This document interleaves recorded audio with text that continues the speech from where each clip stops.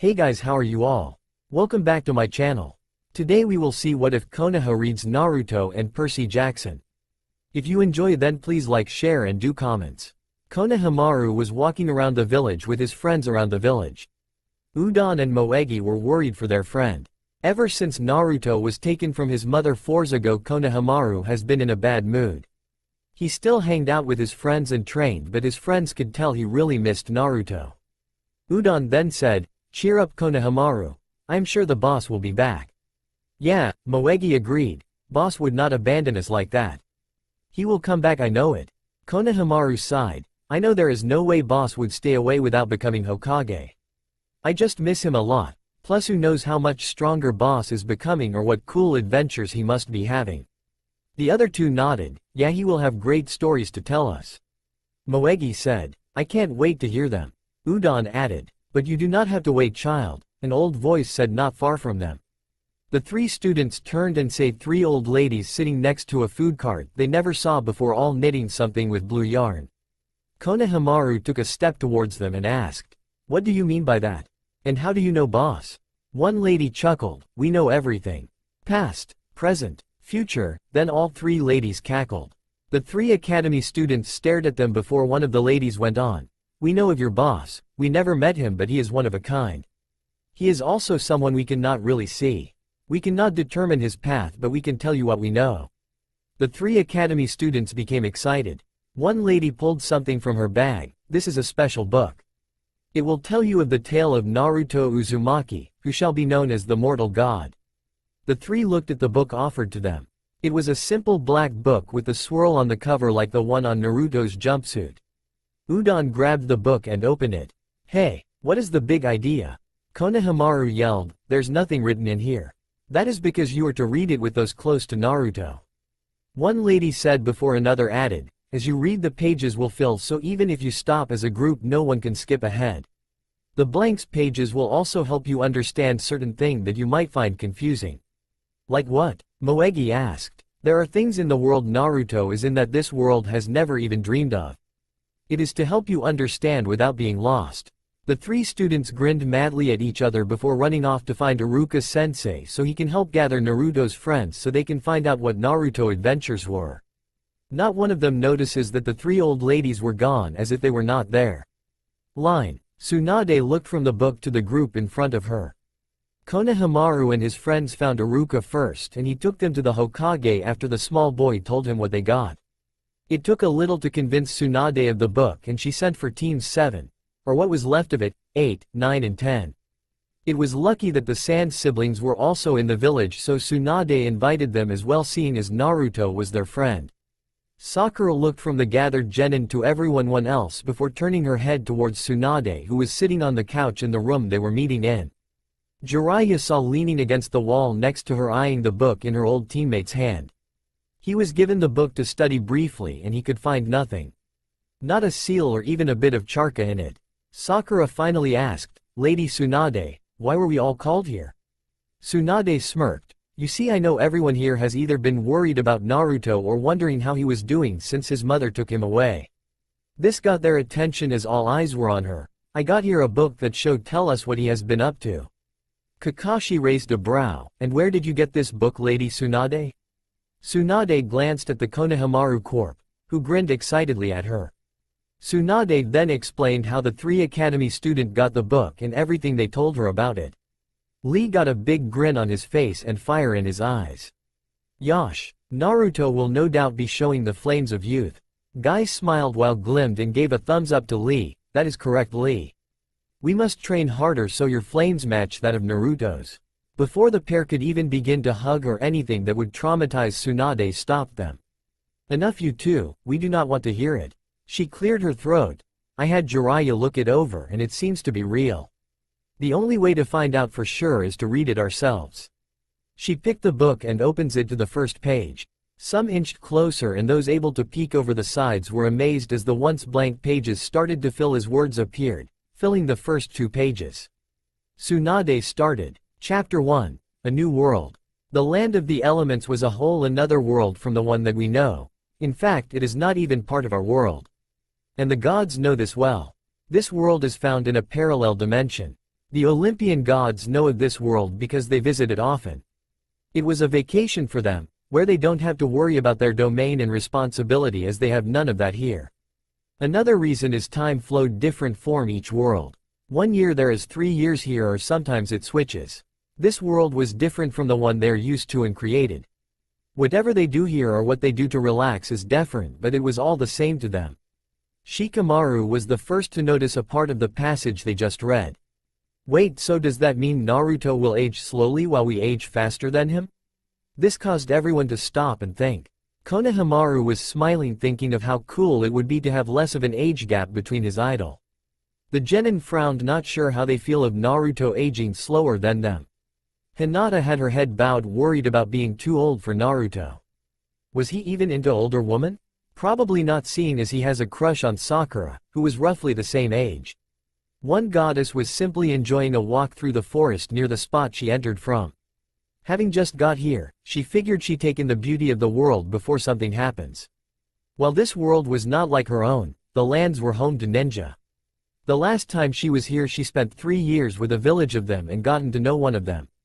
To her surprise, he was also a half-blood, though he never left this world. He knew who his immortal parent was and even seen them a few times. In those 3 years she gotten to know this half-blood and had even fallen in love with him. She even bared a child for him to rise. She felt heartbroken leaving him here with just his father. If it was her world, she would at least see him more often, have him go to Camp Half-Blood where he would train, and she would claim him as hers. Sadly, this was not meant to be, as a terrible tragedy came that night. The group that knew felt for the goddess at what had happened and the fate her son took. The younger one that did not know wondered what happened to Naruto and his father. A monster attacked that village as she was giving childbirth to her son. Though she could do nothing then, she wished she could have. This monster, as the village called it, the nine-tailed fox, was a giant beast that could crush mountains and cause tsunamis with a single flick of its tails. She felt as if that thing could be a match for the Typhon. Typhon? Sakura asked. Tsunade then noticed a footnote appearing at the bottom of the page. Something just came up, she said, getting their attention before reading aloud. Typhon, most powerful son of Gaia and the father of all monsters. Nearly defeated the gods before Zeus was able to trap him under a mountain. The group stared. If that thing was as strong as the nine-tailed fox, they hoped they would not have to face a force like that. After her child was born she was still weak and tried as her lover came to her. He told her that the only way to save the village was to seal the monster away into their son. With his immortal blood in him he will be able to hold the creature back forever and it would never be freed again. Sakura was one of the first genin to make the connection. Sealed? Then it is inside Naruto? The sensei was quiet before Jiraiya spoke up. That's correct. Naruto had the fox sealed inside of him ever since he was born. The genin stared quite. Gaara closed his eyes. So we are more alike than I thought, Naruto. To have such a burden and still be like you are, it is no wonder you are so strong. Tears gathered in her eyes as she was told the next day that doing this cost him his soul. She knew as he died in this world he was sent to this world afterlife and not the underworld. Even if he did, she could do nothing about it. She was forced to leave her son soon after that, as she had to get back home before the gods send someone to get her and get punished for trying to skip out of her duty. It happened to Ares and Apollo once. Once making sure that her son was in good hands, gave him one last lullaby and kiss, then left. Almost everyone was crying. Lee was bawling his eyes out while hugging his equaling bawling sensei.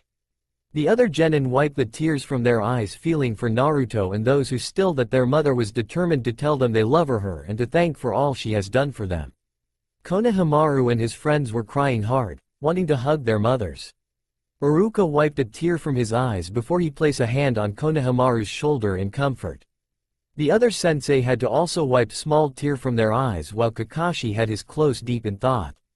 Tsunade and Jiraiya smiled sadly, remember how Artemis felt when she had to leave Naruto. Shikamaru then noticed a part of the passage everyone else seemed to miss. Wait, Naruto's father sealed it in him? That would mean he was the one who defeated it. And the only one that did that was, he left it hanging and the others Leaf Genin released it as well. Holy shit, Kiba muttered, shocked. His dad is the fourth Hokage. Tsunade sighed. She and Jiraiya figured it would come out in the book. She was sure Artemis would have told Naruto, but not this early. Yes, Naruto's father was the fourth Hokage, Minato Namikaze. Jiraiya spoke out before anyone else could say anything. Now listen, this is one of the best kept secrets. While only the younger generation don't know the truth about the fox, only a select few know of Naruto's heritage, and that is because most of them knew his parents. The group was quiet before Konohamaru asked, "Do you think the boss knows?" Jiraiya shrugged. "I don't know for sure, but I can guess his mother will tell him." Now let's get back to reading. Tsunade opened the book back up and read off where she left off. This was the first time she came back to this world, but she hopefully would be able to see her little boy. The sound of a waterfall caught her attention and figured that she could use a bit of cold water splashed to her face to calm her down before heading for the village hidden in the leaves. The waterfall came into view and the goddess looked on to see a strange scene. The waterfall was in between two giant statues that remained her of some of their temples that she and the other god had back in the day. At their feet were two boys. Well, one didn't look like a boy. He had gray skin and had large leather wings shaped like hands. In his hands was what looked like black lighting. The sound of many birds could be heard all around the valley.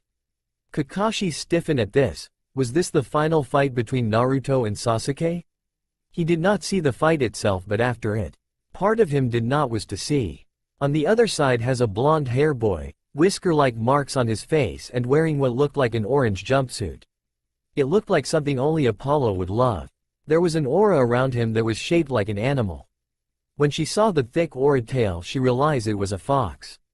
In his hands was, she closed her eye and shook her head. She has to be seeing things she just had too. The group realized this was Naruto fighting, but who was he fighting? Did Orochimaru send another one of his men to stop Naruto? In the boy hands was an orb of energy that was spinning in every direction at once. It was called the Rasengan. It was a move her lover made inspired by his immortal father. Those that did not know wonder which god was the father to the fourth Hokage. Which god inspired to make such a jutsu? Then the two charged at each other. The monster flying while the other one jumped and glided at him. Their arms held back ready to use their attacks, each shouting at the other. Sasuke, Naruto. The team that was sent to retrieve Sasuke was shocked. Ino and Sakura were wide-eyed, tearing up a Sasuke becoming a monster. Shikamaru knew what happened, the curse mark. Like the sound force, Sasuke was able to transform to win this fight. The goddess's heart skipped a beat. Could it be? Could that be her son? While in face was changed slightly by the aura, but it looked a lot like her lover's face. Her son grown so much. They met in mid-air and the attacks clashed with each other. The energy mixing, causing it to flare up, blinding even the goddess. When it cleared, she froze. Only one of the boys was still standing and it was not her son. Kakashi closed his eyes, knowing that while he found Naruto defeated with his mother over him, he knew what had happened. For his mother to have seen it right when it happened must have made it worst for her. Again he cursed himself for teaching Sasuke the Chidori and not force the issue of using it against your comrades harder. The monster changed back into a dark hair boy, said something to her son and left. She didn't hear what he said, her whole attention was on her son. She wanted nothing more than to turn that boy into something nasty and unpleasant. The only stopping her was her injured son. Tsunade scowled for a moment. I wish she did do something to that little brat. But she did not fault Artemis, as she would have reacted the same way. Removing some ambrosia and a bottle of nectar, she cut a square and feed it to him. After she got him to eat it, she had him swallow some of the nectar. She tried not to give him too much for fear it would kill him. Slowly the wound in his chest started to heal before her eyes.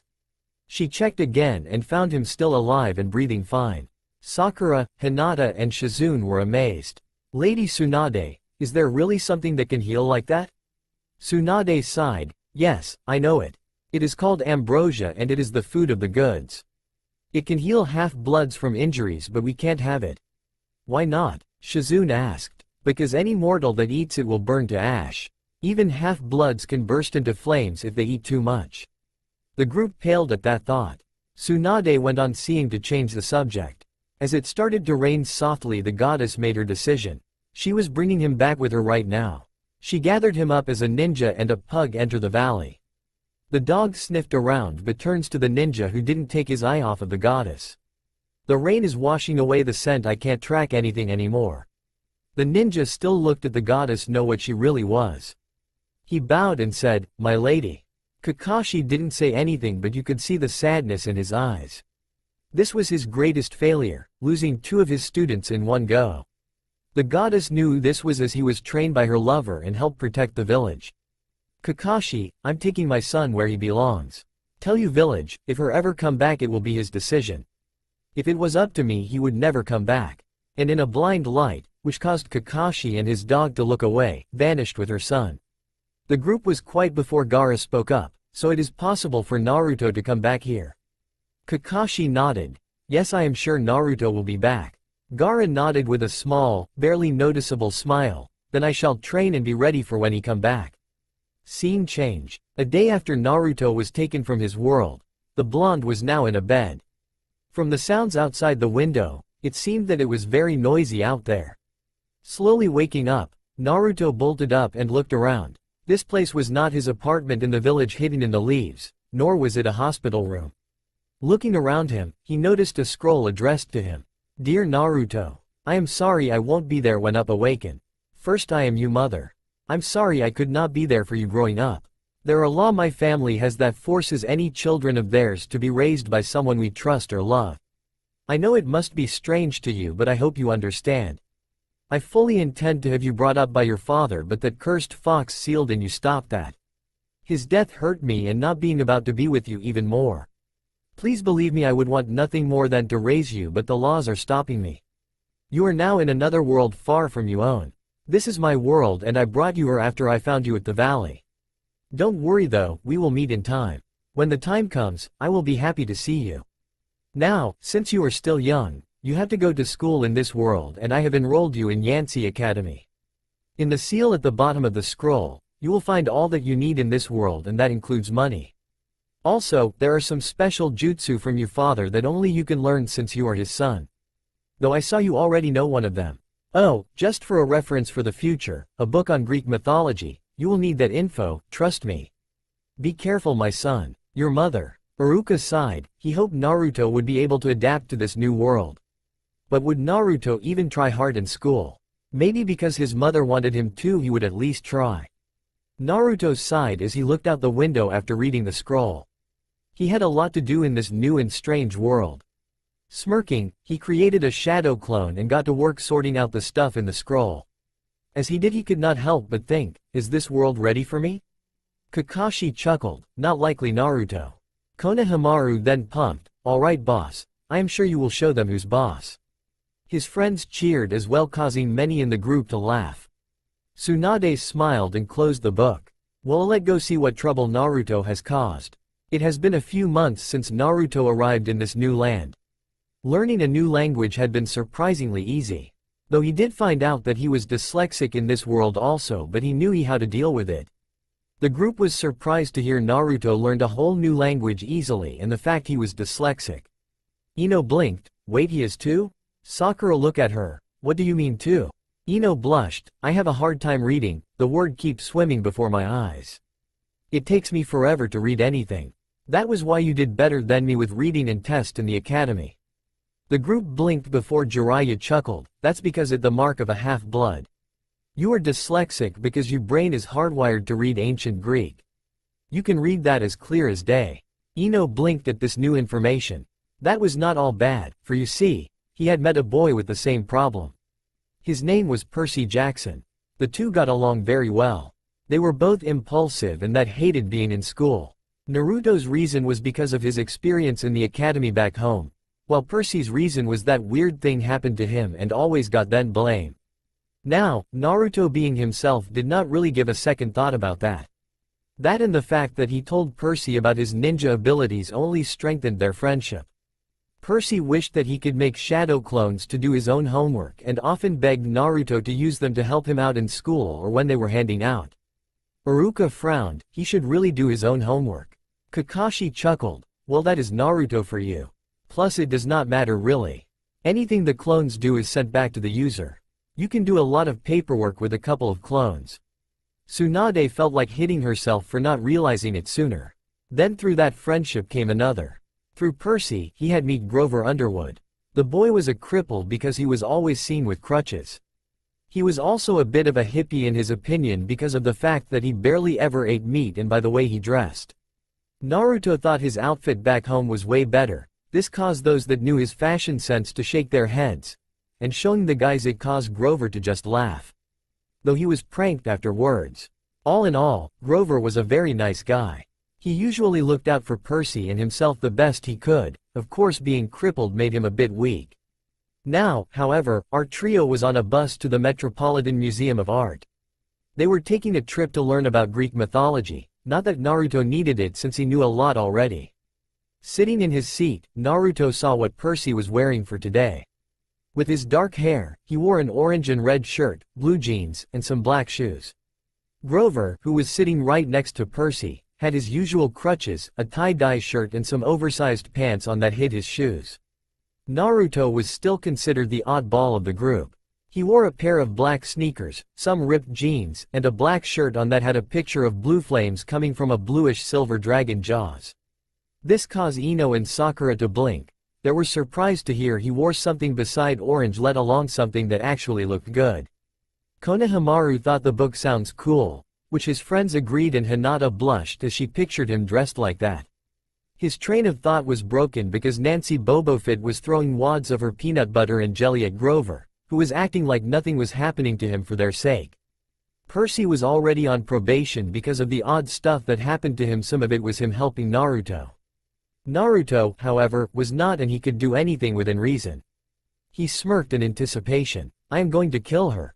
Naruto heard Percy mumble. It is okay. I like peanut butter. Grover commented as he had to dodge piece of Nancy's lunch.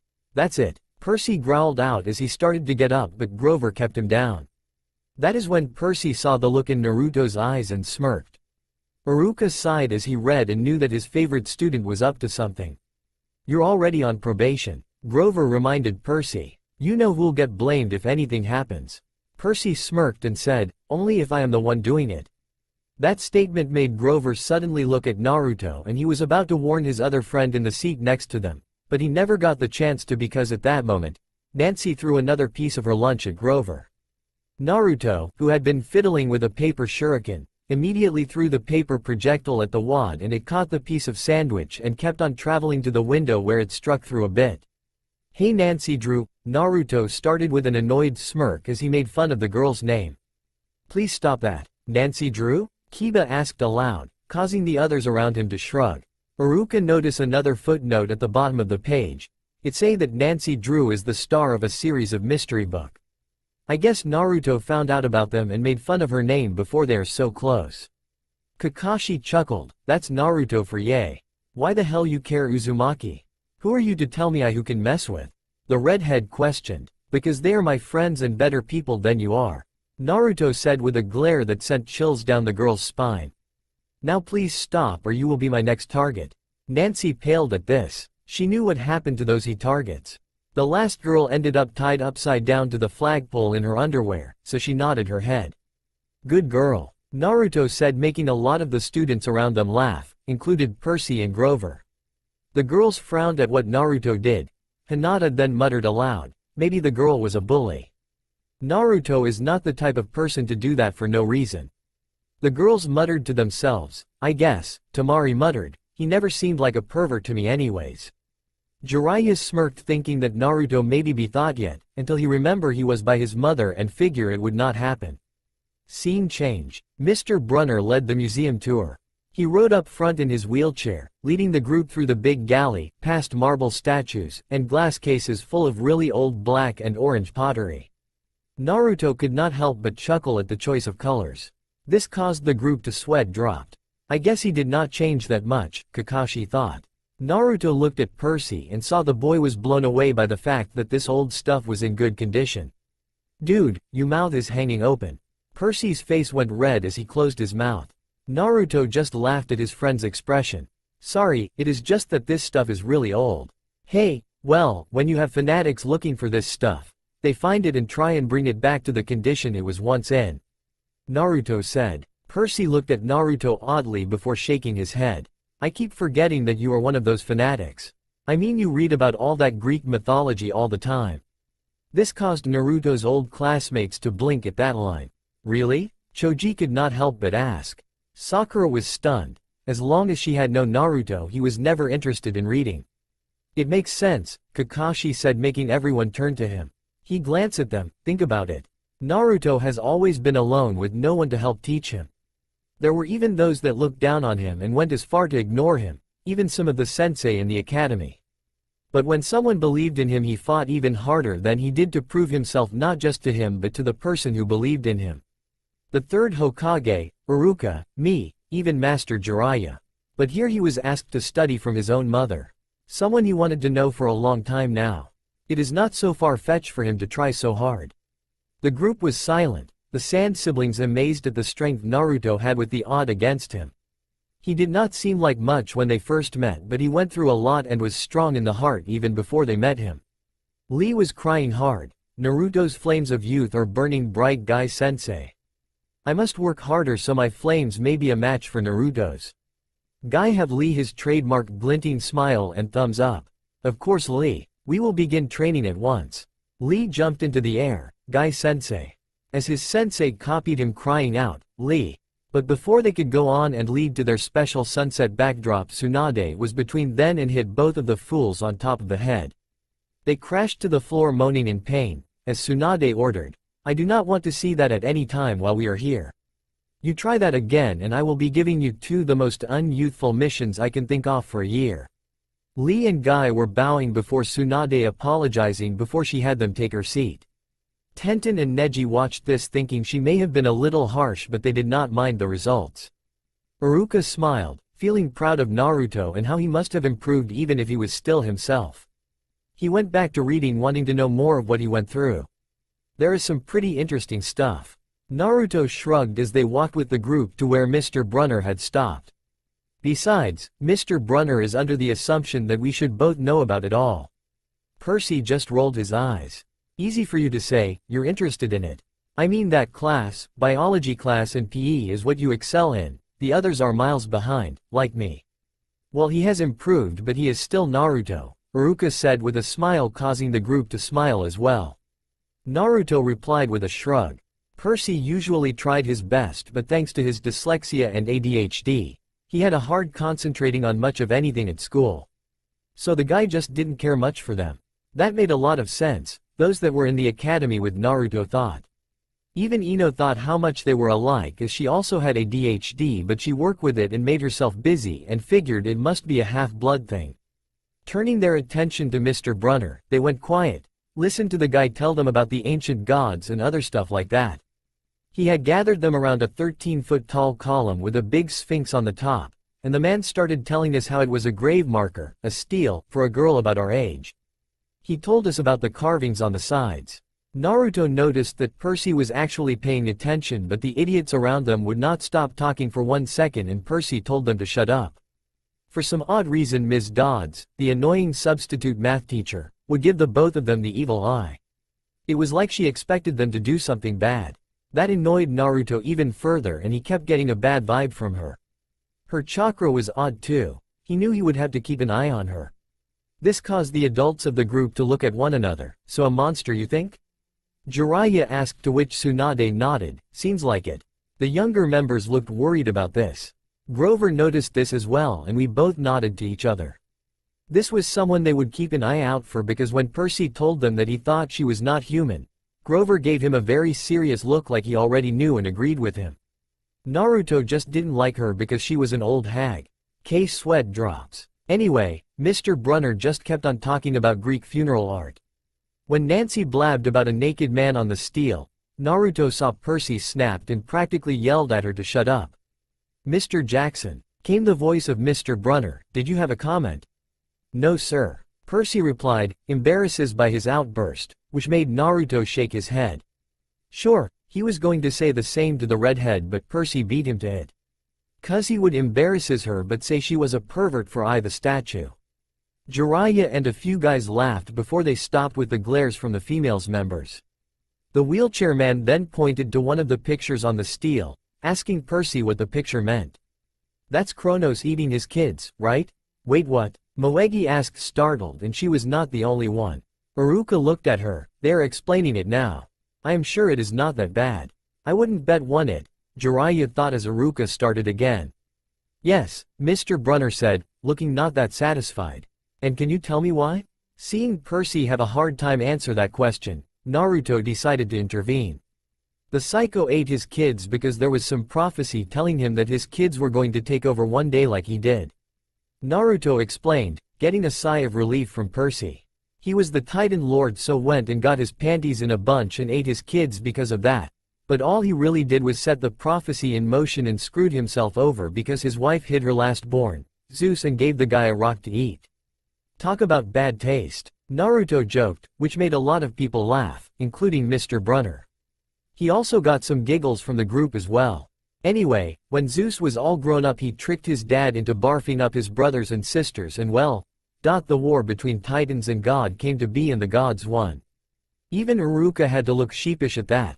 Okay, maybe it is as bad as it sounded. Ew. One of the girls commented on the barfing part. Of course, in my opinion, I find it odd that even if the gods were immortal, that they survived in Rockhead's stomach all those years. They must have been really annoyed and was like, little brother, what took you so long? Do you know how boring it is inside a stomach? Naruto joked, making people snicker. Sakura rolled her eyes, yes, because that was their biggest concern. Behind the two, everyone heard Nancy Bobofit mumble, like we're going to use this in real life. Like it's going to say on our job applications, please explain why Kronos ate his kids. And why, Mr. Jackson, Mr. Uzumaki. Mr. Brunner said, to paraphrase Miss Bobofit's excellent question, does this matter in real life? Busted. Grover muttered, shut up. Nancy barked at Grover, her face going redder than her hair. I don't know. Percy shrugged, a little relieved that Nancy was picked as well. Ya got me. Naruto said, maybe if we go to Greece we need to know this stuff. I see. Mr. Brunner said, a bit disappointed. So I take it he knows of the gods as well? Sakura asked, catching on, and he believes that Naruto and Percy are half-bloods as well. Looks that way, Tsunade said, smiling at the fact Sakura was able to catch that. Well, half credit to you both. Zeus did indeed feed Kronos a mixture of mustard and wine, which made him disgorge his other 5 children, who of course, being immortal gods, had been living and growing up completely undigested in the Titan's stomach. The gods defeated their father, sliced him to pieces with his own scythe, and scattered his remains in Tartarus, the darkest part of the underworld. On that happy note, it's time for lunch. Mrs. Dodds, would you lead us back outside? The class drifted off, the girls holding their stomachs, the guys were rough-housing like normal and acting like idiots. Grover, Percy, and Naruto were about to follow when Mr. Brunner said, Mr. Jackson, Mr. Uzumaki.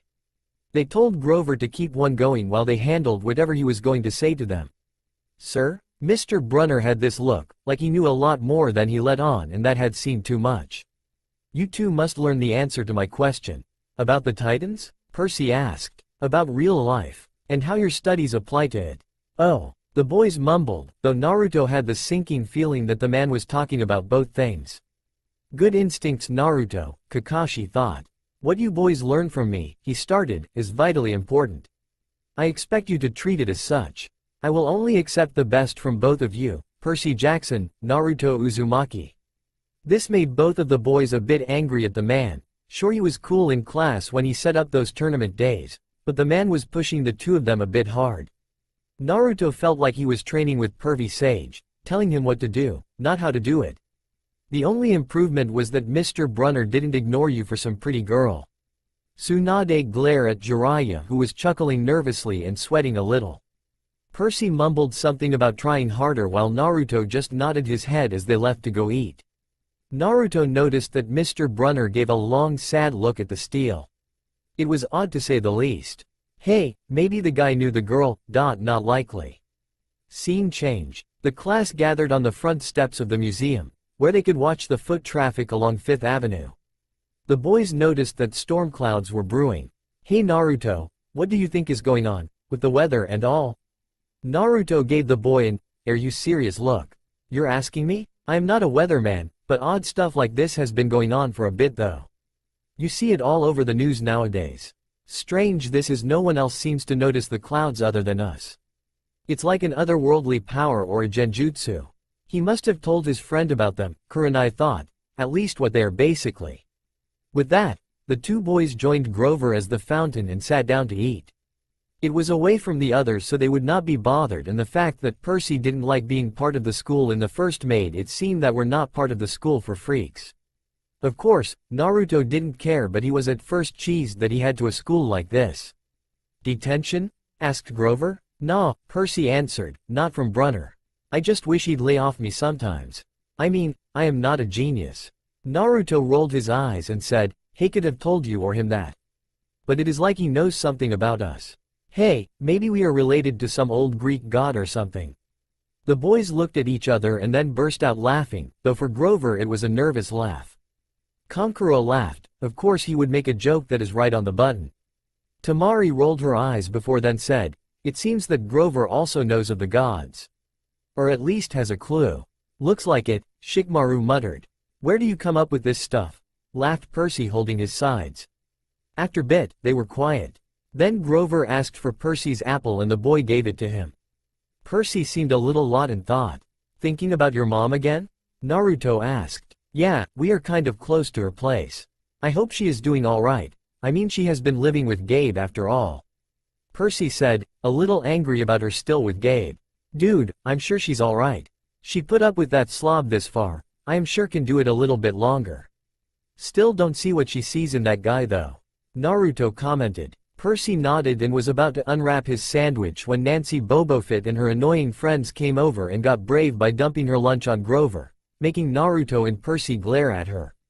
Oops, she drawled out while smirking at Percy, as if daring him to do something about that, and Naruto did not have a paper shuriken help some.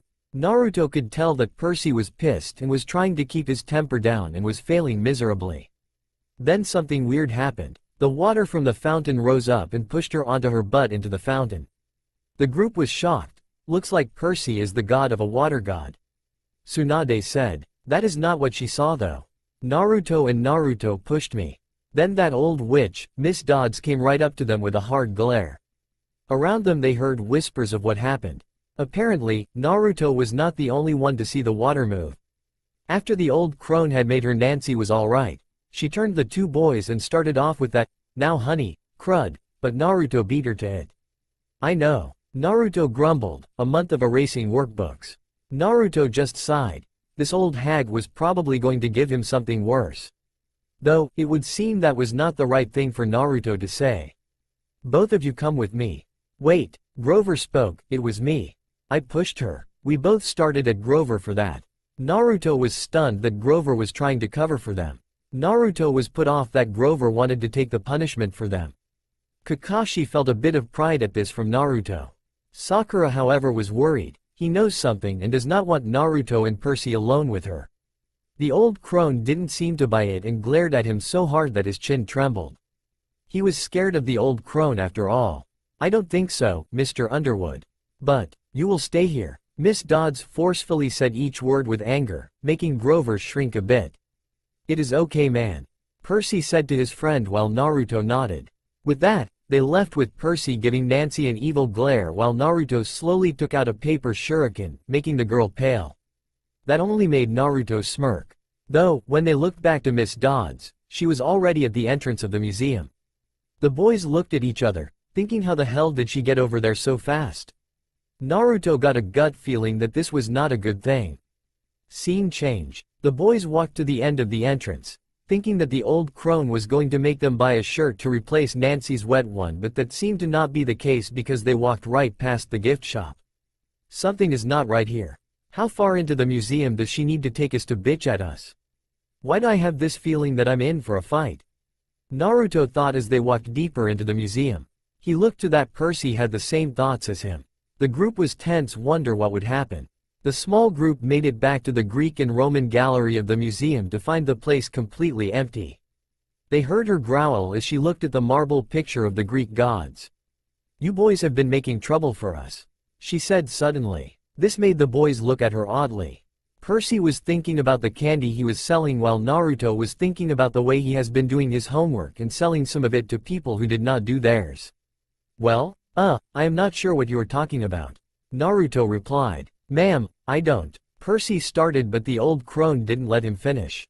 Your time is up, she hissed ominously. Then the weirdness came. Her eyes began to glow like barbecue coals. Her fingers stretched into talons.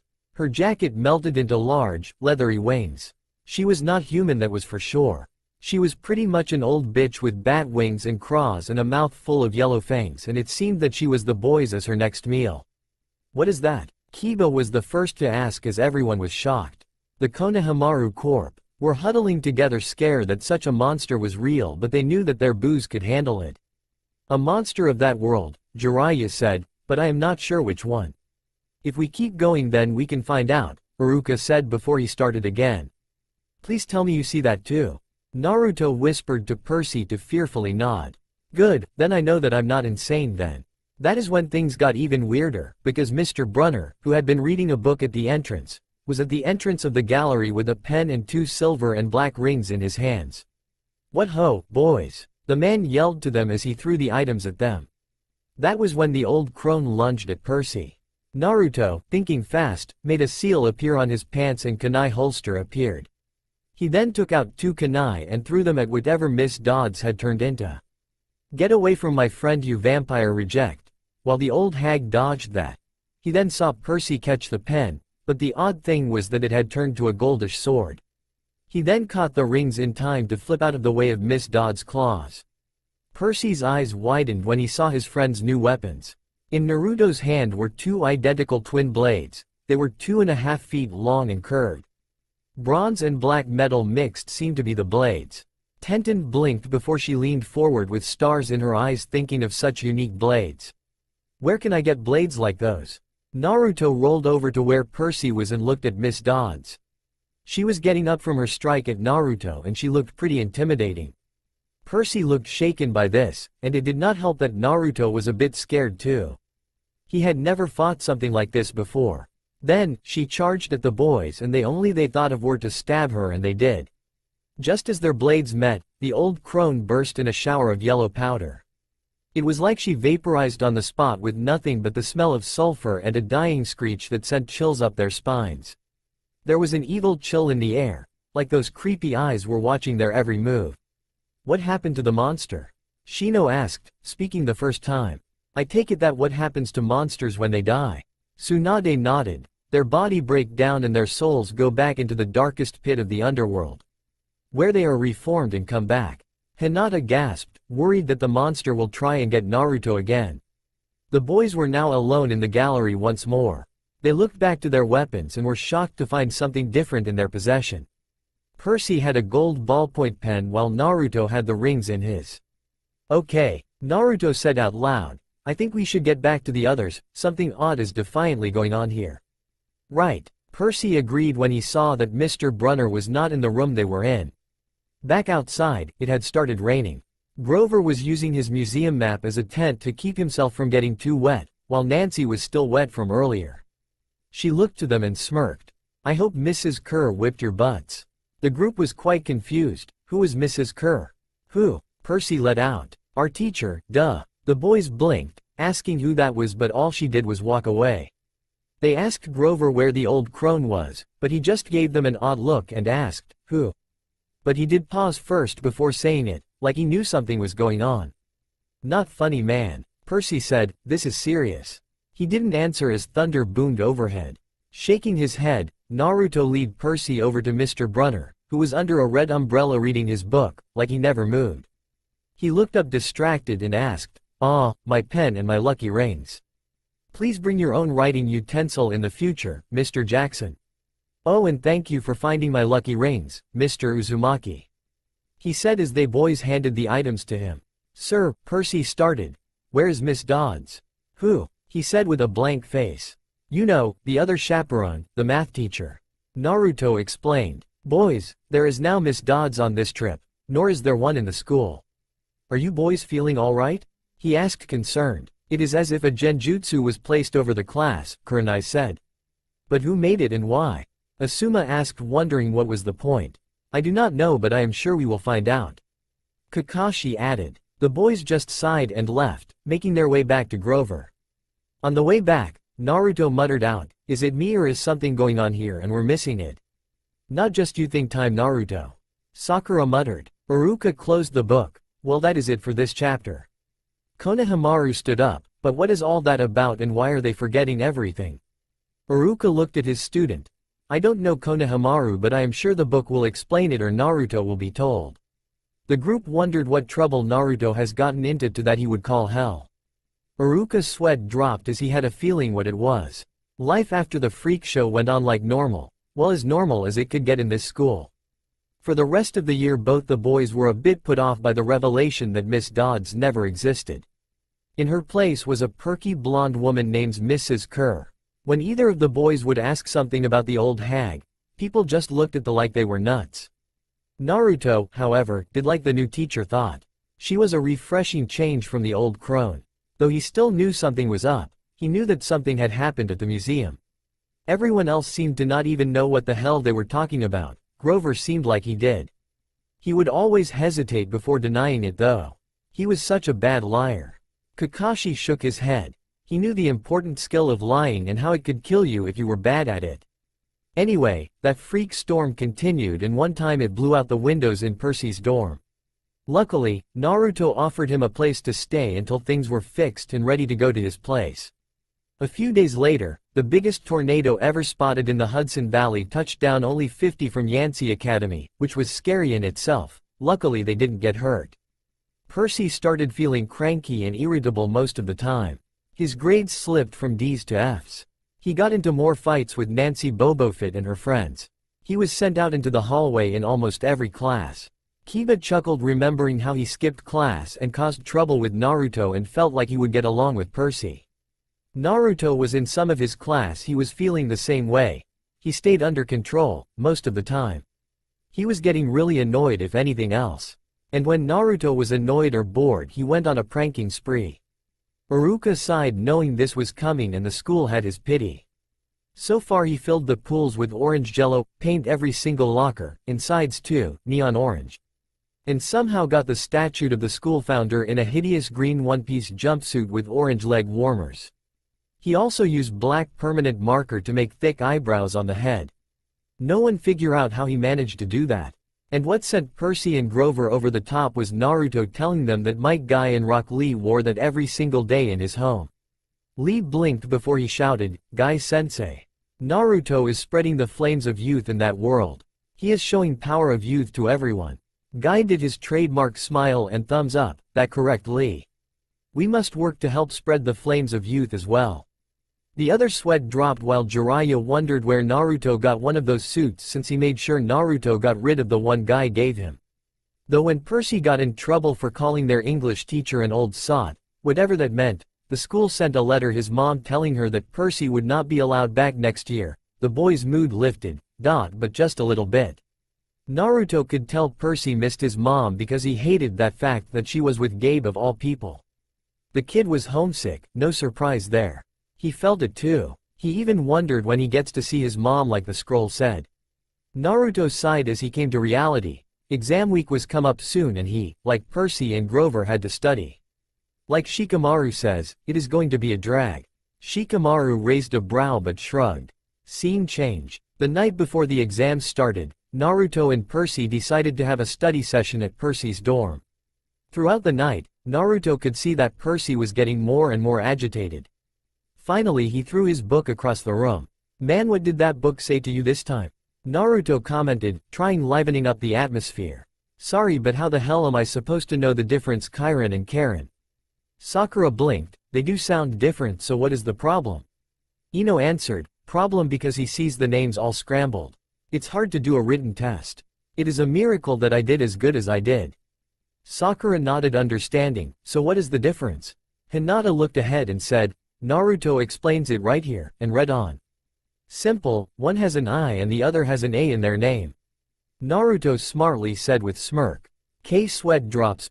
Percy slapped his face and gave Naruto a glare. "Okay, let me help you then. Kairon, the one with the I, trains heroes and is a horse's ass. Then we have Karen, the one with the A, he is the ferryman of the dead who would sell his mother for gold." If anything, the sweat drops grew bigger. "That is not helpful," Kiba muttered. Shika sighed, catching the important part. Kairon train heroes and has something to do with horses, maybe a rider or tamer. Karen takes the dead to the afterlife, but you have to pay for it. Jiraiya nodded, that is pretty much the gist of it, nice catch. Shikamaru said nothing, wanting nothing more than to take a nap. Is that how you remember everything? Give it a short description while it could insult them? Percy asked while trying to hide a smirk. Hey, easier for me to remember stuff like that. Naruto smiled. Hey, I need one for Zeus, should I go with, ego the size of the sky or skirt chaser? The two looked at each other before saying at the same time, skirt chaser. Huh? Asked many of the genin in the room. Kakashi chuckled. Zeus is famous to have many affairs with many women and sire heroes. Naruto is simply giving it a different term for it. The girls scowled at the fact a god was pretty much a womanizer. But my way might not be best for you. Everyone has a different way of remembering stuff. Yeah, Percy said. I can't believe I am saying this, but I think I should go see Mr. Brunner. He might have a way that is good for me. Want me to come? Naruto asked. Yeah, so I don't feel like a total idiot going down there. Percy replied and got up to get his book. Naruto just laughed, too late for that man. He said as he ignored Percy's glare. Kiba huffed, like you are one to talk, Naruto. They walked downstairs to the faculty offices. Most of them were dark and empty, but Mr. Brunner's door was ajar, light from his window stretching across the hallway floor. They were 3 steps from the door handle when the duo heard voices inside the office. Mr. Brunner asked a question. A voice that was definitely Grover's said, worried about Percy and Naruto, sir. The boys froze at that. They nodded and leaned in to eavesdrop. Not that they did it a lot, but when a friend is talking about you to a teacher, you'd want to know what was going on.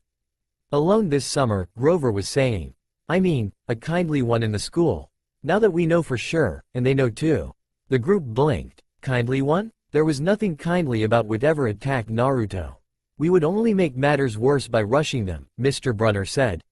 We need the boys to mature more. But he may not have time. The summer solstice deadline will have to be resolved without them, Grover. Let him enjoy his ignorance while he still can.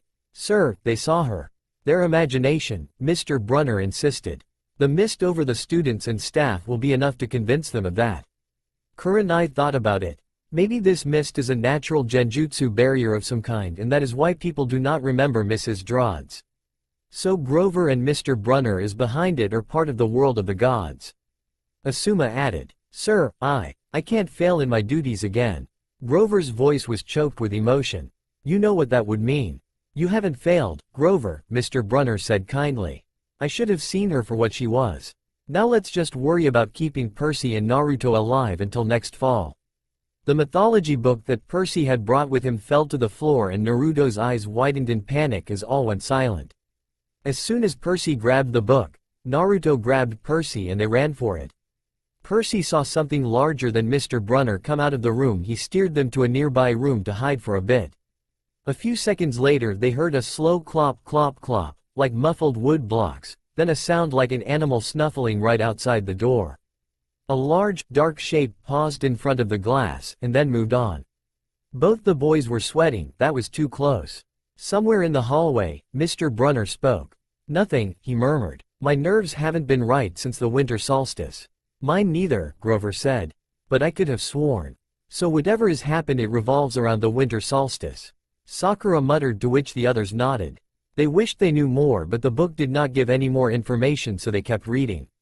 Go back to the dorm, Mr. Brunner told him. You've got a long day of exams tomorrow. Don't remind me. They heard Grover whine. Iruka chuckled. Oh, I am sure they are not that bad. As he was not looking at them, he did not notice his students avoiding his eyes. When the lights went off and Mr. Brunner's office went off, they bolted out of the room they were hiding like a bat out hell. When they made it back to Percy's dorm, he locked the door. Okay, now we know for sure something is going on. Yeah, but what and who would want us dead? I mean, they talked as if someone was after our heads. Naruto pondered. Hey, you can stay the night. Percy said. I mean, you're the ninja here, and if anything happens we would have a better chance at surviving. Fine with me, Naruto said. He then sighed. I just hope we survive the exams. Kakashi chuckled. You think after the Chunin exam he would not think test would be bad? Kankuro chuckled a bit. He did look rather pale when the first exam came along.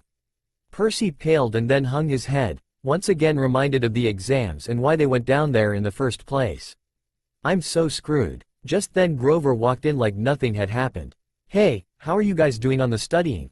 When they both hung their heads and didn't say anything, he got worried.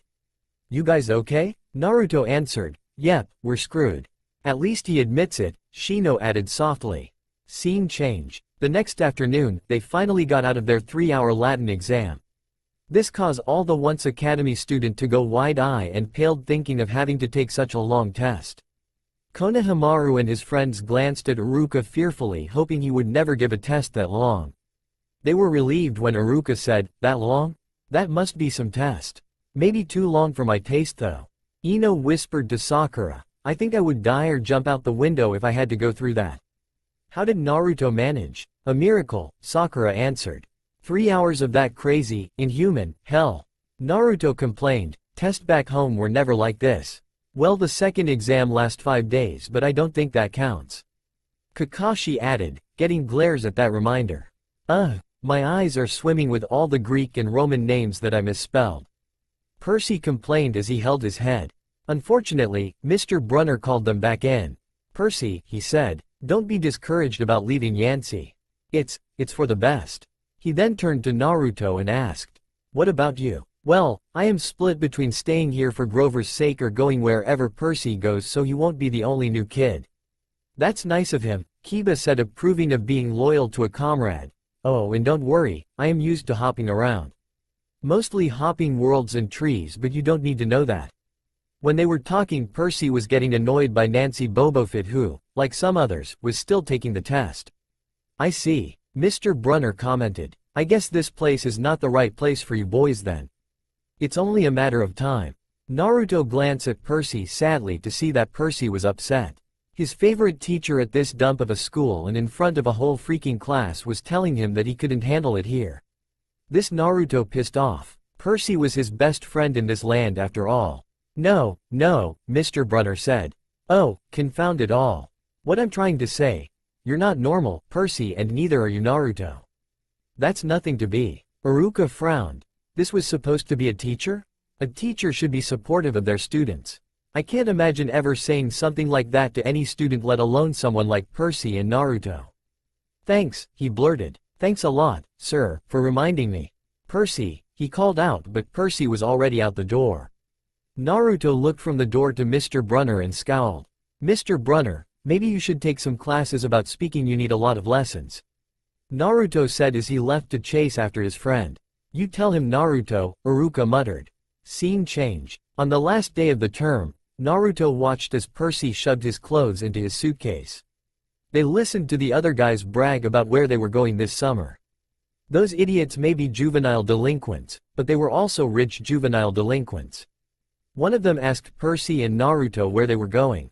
"My home in the city for the summer." Percy replied. "Same here," Naruto said, scaring Percy since he didn't know he had arrived yet. "When did you get here?" Percy asked, still not used to Naruto popping up out of nowhere. "Hey, a few minutes ago, man," chuckled Naruto. "Oh," Percy replied. "So remind me again why I am going with you to your place for the day?" Naruto said. "Well, you can tell I have been a bit peeved lately and you usually help out when I am in a bad mood.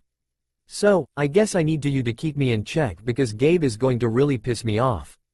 Choji chuckled as he bit into a chip. It's funny that Naruto would help keep someone in check.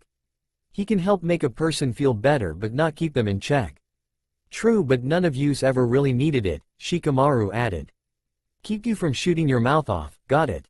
Naruto commented, and then his eyes lit up. "You know, I live right in the middle from your apartment to the school. I just noticed that." "Good, then you can come over more often." Percy mumbled as they left the school dorms to get on a bus, though he was wondering how Naruto got from his home to school in time for class. Must be a ninja thing? Kiba laughed, wondering how Percy would react to some of the stuff ninja can do that Naruto could not. Scene change. Both boys were dreading how they were going to say goodbye to Grover, but luckily for them, he was on the bus they were on. The whole bus ride, they saw that Grover was very fidgety, like he was expecting something to come out the works to come after him or them. He was like this every time they left the school campus. Odd. He must be expecting another attack. Kakashi noticed. Guy nodded, ever on the lookout for his friends. This Grover is burning with the flames of youth. Though Percy was getting annoyed by it and he blurted out, "Looking for kindly ones?" Naruto smacked his head while Grover nearly jumped out of his seat. Wah, what do you mean? They both confessed about eavesdropping on his and Mr. Brunner's conversation the night before the exams. Grover's eye twitched. How much did you hear? Oh, not much. What's the summer solstice deadline? Percy asked. Or is that too much for you to handle? Naruto smirked. He winced. Look, guys. I was just worried for you, see? I mean, hallucinating about demon math teachers. Grover, dude. And I was telling Mr. Brunner that maybe you guys were overstressed or something, because there was no such person as Mrs. Dodds, and… Dude, you suck at lying. Naruto blurted out, making Grover sputter and his ear turn pink. Busted, Kiba chuckled, getting laughed from the Konohamaru Corp. From his shirt pocket, he fished out a couple of grubby business cards. Just take this, okay? In case you need me this summer. The card was in fancy script, which was murder on their dyslexic eyes, but they finally made out something like Grover Underwood, Keeper, Half-Blood Hill, Long Island, New York, 800-009-0009. So we are right, Ino muttered, but what is a keeper?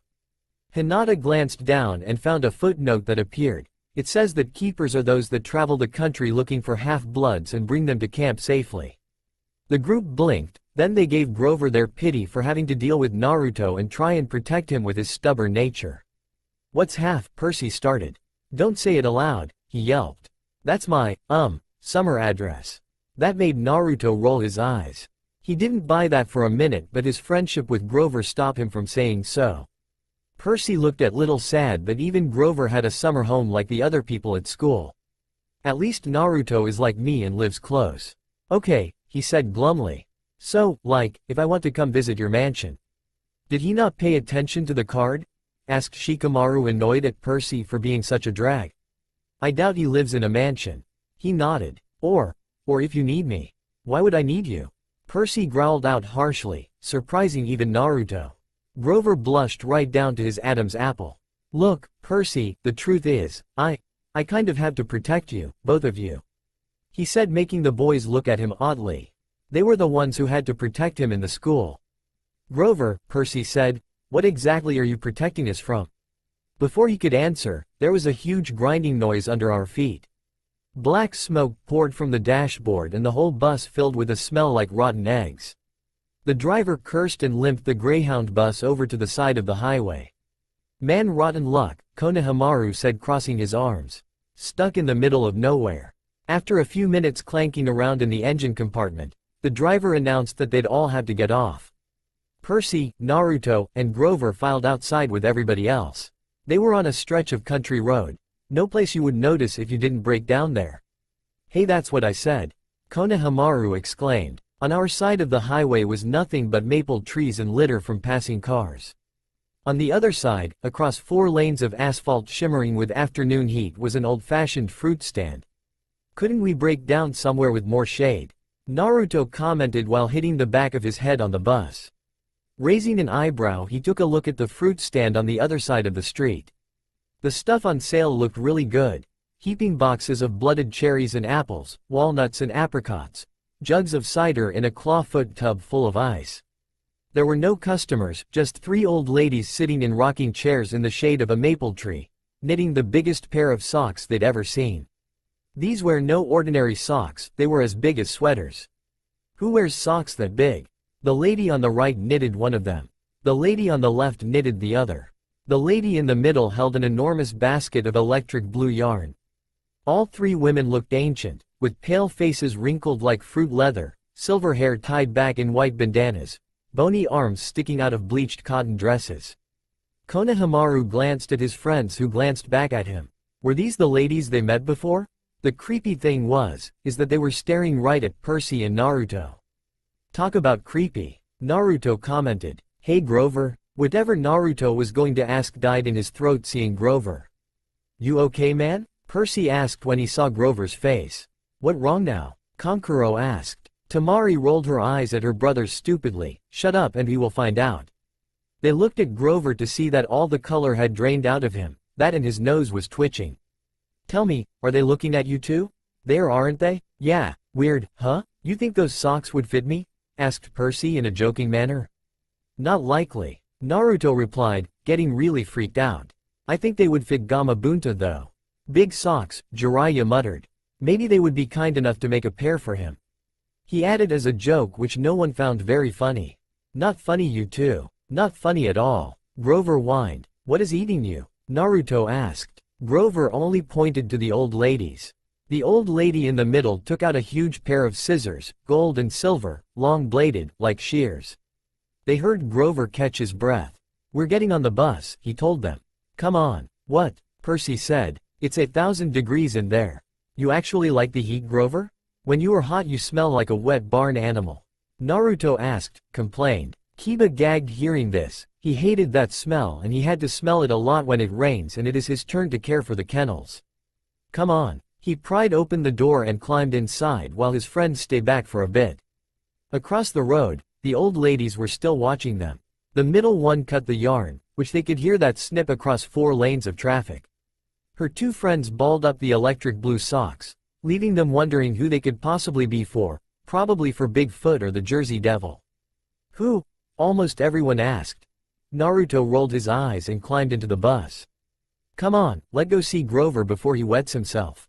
At the rear of the bus, the driver wrenched a big chunk of smoking metal out of the engine compartment, the bus shuddered, and the engine roared back to life and everyone cheered.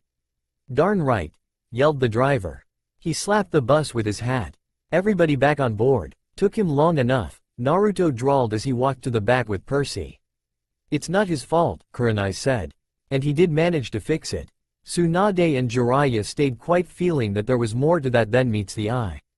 Once the bus got going, Percy got all feverish like he got the flu while Naruto started sweating and complaining about the heat. Grover was not any better but he was chatting his teeth like he was cold. Grover? Asked Percy. Yeah? What are you not telling us? A lot of information I am sure, Shino said. Grover dabbed his forehead with his shirt sleeve. Percy, Naruto, what did you two see back at the fruit stand? A few old ladies with way too much free time. Naruto replied while putting a hand on his forehead and wiping off the sweat. Yeah, Percy smirked but lost it at Grover's serious face. Wait, they're not like Miss Dodds are they? I don't think so, Neji said thinking it over. If they were I do not doubt they would hesitate in attacking them. Then who were they? Tenten asked. I don't think they are harmless old ladies. The look he gave them made it seem worse. What could be worse? Just tell me what you saw. The middle one took out her scissors, and she cut the yarn. Percy shrugged, like it was nothing. Grover closed his eyes and made a gesture with his fingers that might have been crossing himself, but it wasn't. It was something else, something almost older. Now that is odd. He said, you saw her snip the cord. Tell me it didn't happen. Yeah, so? Percy replied, getting the feeling like it was something big. This is not happening, Grover mumbled. He started chewing at his thumb. I don't want this to be like the last time. Last time? Shikamaru pondered. A failed mission perhaps? What last time? The boys asked, getting freaked out as much as Grover was now.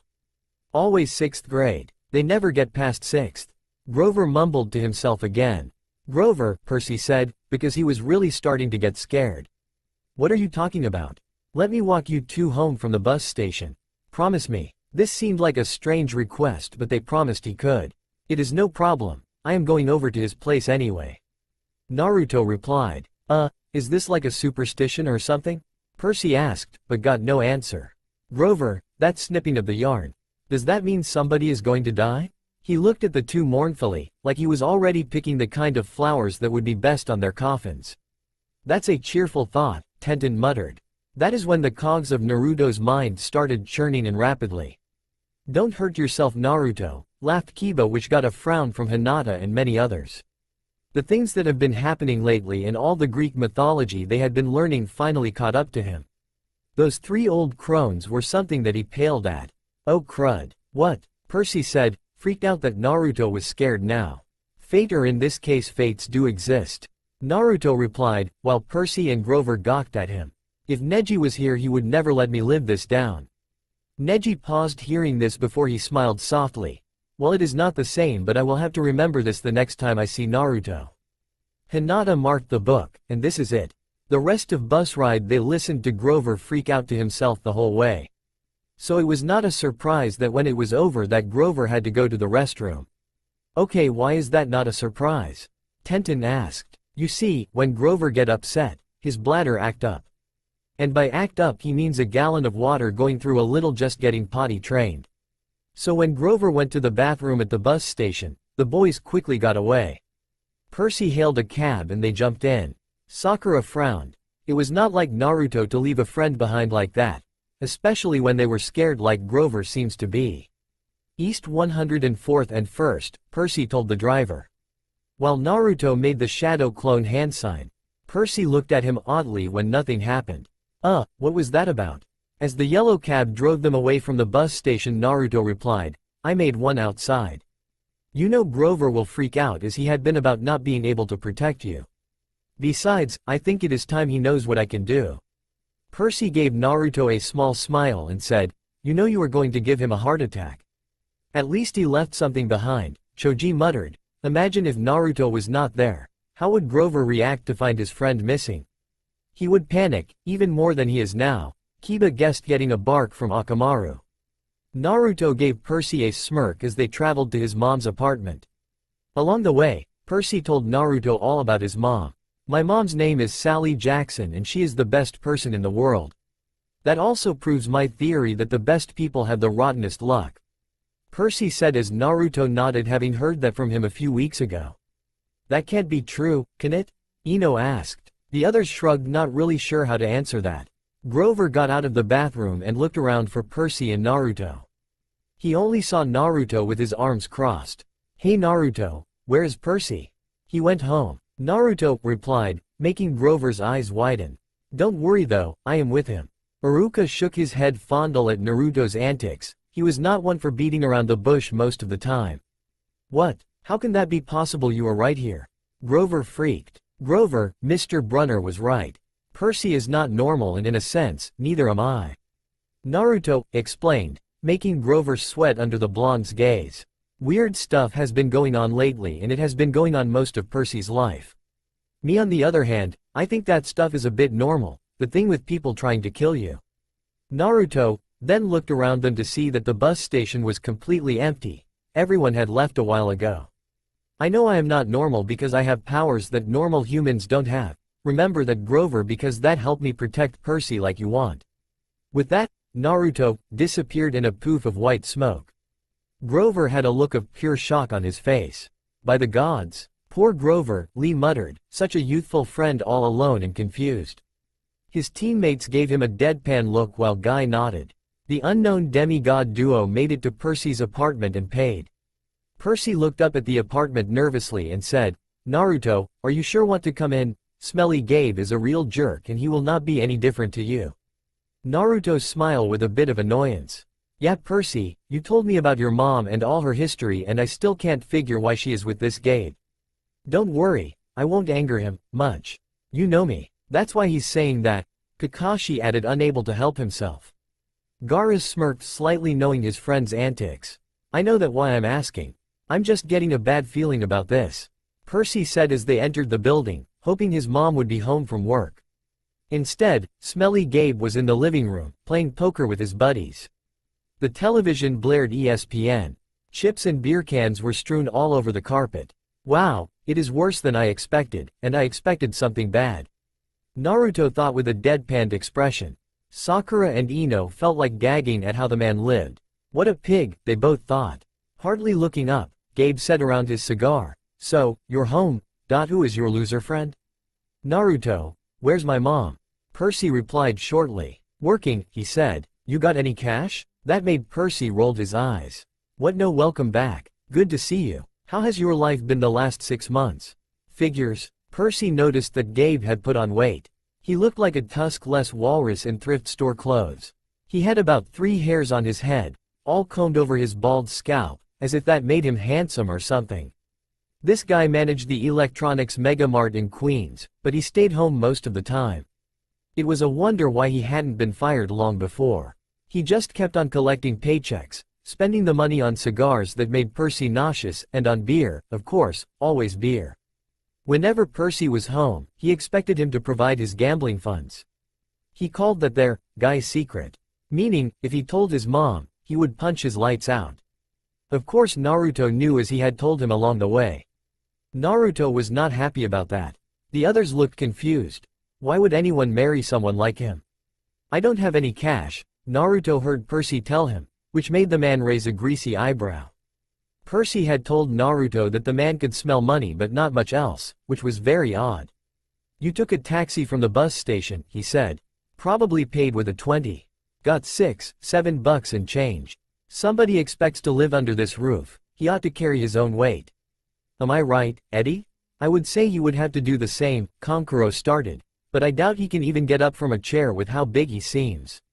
Some of the guys laughed and you could see the grins on some of the girls. Eddie, the super of the apartment building, looked at Percy with a twinge of sympathy. Come on, Gabe, he said. The kid just got here. Am I right? Gabe repeated. Eddie scowled into his bowl of pretzels. The other two guys, Naruto noticed, passed gas in harmony. Nice, Kiba deadpan in his head. He would give Naruto his pity for the smell if the genin did not force him to smell his own fart. Fine, Percy said. He dug a wad of dollars out of his pocket and threw the money on the table. I hope you lose. Before anything could be said or done, Naruto put a hand on Percy's shoulder and the money. Percy looked at Naruto oddly before he noticed the gleam in Naruto's eye. Oh, Gabe was so screwed. How is it you can smell money and not the fact you need about a dozen showers? Naruto added, ignoring the glare and sniggers, how about I play? You can take my money if I lose. Percy smirked. He knew from experience, and a lot of others at school too, that Naruto never lost at card games, no matter how hard some of them try and cheat, and he didn't even know how to play some of them. Tsunade blinked. Is that true? The Shikamaru, Choji and Kiba nodded as they played a few games with Naruto, and he was very lucky in most games. Yeah, it was weird. At first he was not that good, but he was new to a game, so we didn't hold that against him. Then one day he somehow got super lucky almost overnight. Tsunade gained a grin on her face. If he ever come back I will have to take him gambling with me. Shizune had a feeling of what her master was grinning about and sighed. What, a brat like you? Gabe said, eyeing Naruto, still mad about the shower comment, and the fact his poker buddies found it funny. Afraid of being beat by a kid? Naruto smirked. Besides, I got a few $100, are you going to pass up on that? That got Gabe's attention. Even though he was mad, Naruto did have money. He would win it from this brat and rub it in his face. Fine, sit down and play. Good. Naruto sat down and leaned over to Percy. This will be over soon. You should get settled in, it is your place after all. He's screwed, almost everyone thought. As the game began, Percy nodded and left. He would wait for Gabe to lose to Naruto. He slammed the door to his room, which really wasn't his room. During school months, it was Gabe's study, and he uses that term loosely. The man didn't study anything in there except old car magazines, but Gabe loved shoving Percy's stuff in the closet, leaving his muddy boots on my windowsill, and doing his best to make the place smell like his nasty cologne and cigars and stale beer. Percy dropped his suitcase on the bed. Home sweet home. Oh joy. I'm surprised his mom can stand him doing that, muttered, unable to imagine her room being like that. As he thought about other stuff, he didn't know how much time had passed. He walked to his door in time to hear two things. Gabe's crying out, which he knew from experience that it was the cry of a loser, and his mom calling him. It seemed that she was home now. I think this day just got better. She opens the door and looked at Percy with a smile on her face. Oh, Percy, she hugged him tightly. I can't believe it. You've grown since Christmas. Thanks, Mom, Percy said. Her red, white and blue Sweet on America uniform smelled like the best things in the world. Chocolate, licorice, and all the other stuff she sold at the candy shop in Grand Central. She'd brought him a huge bag of free samples, the way she always did when he came home. Choji drooled at the thought of his mother bringing home treats from a candy store. Konohamaru and his friends were also drooling as they all had the same thought, lucky. So who is your friend out there that is beating everyone at poker so badly? Oh, that is Naruto Uzumaki. He is a good friend from school.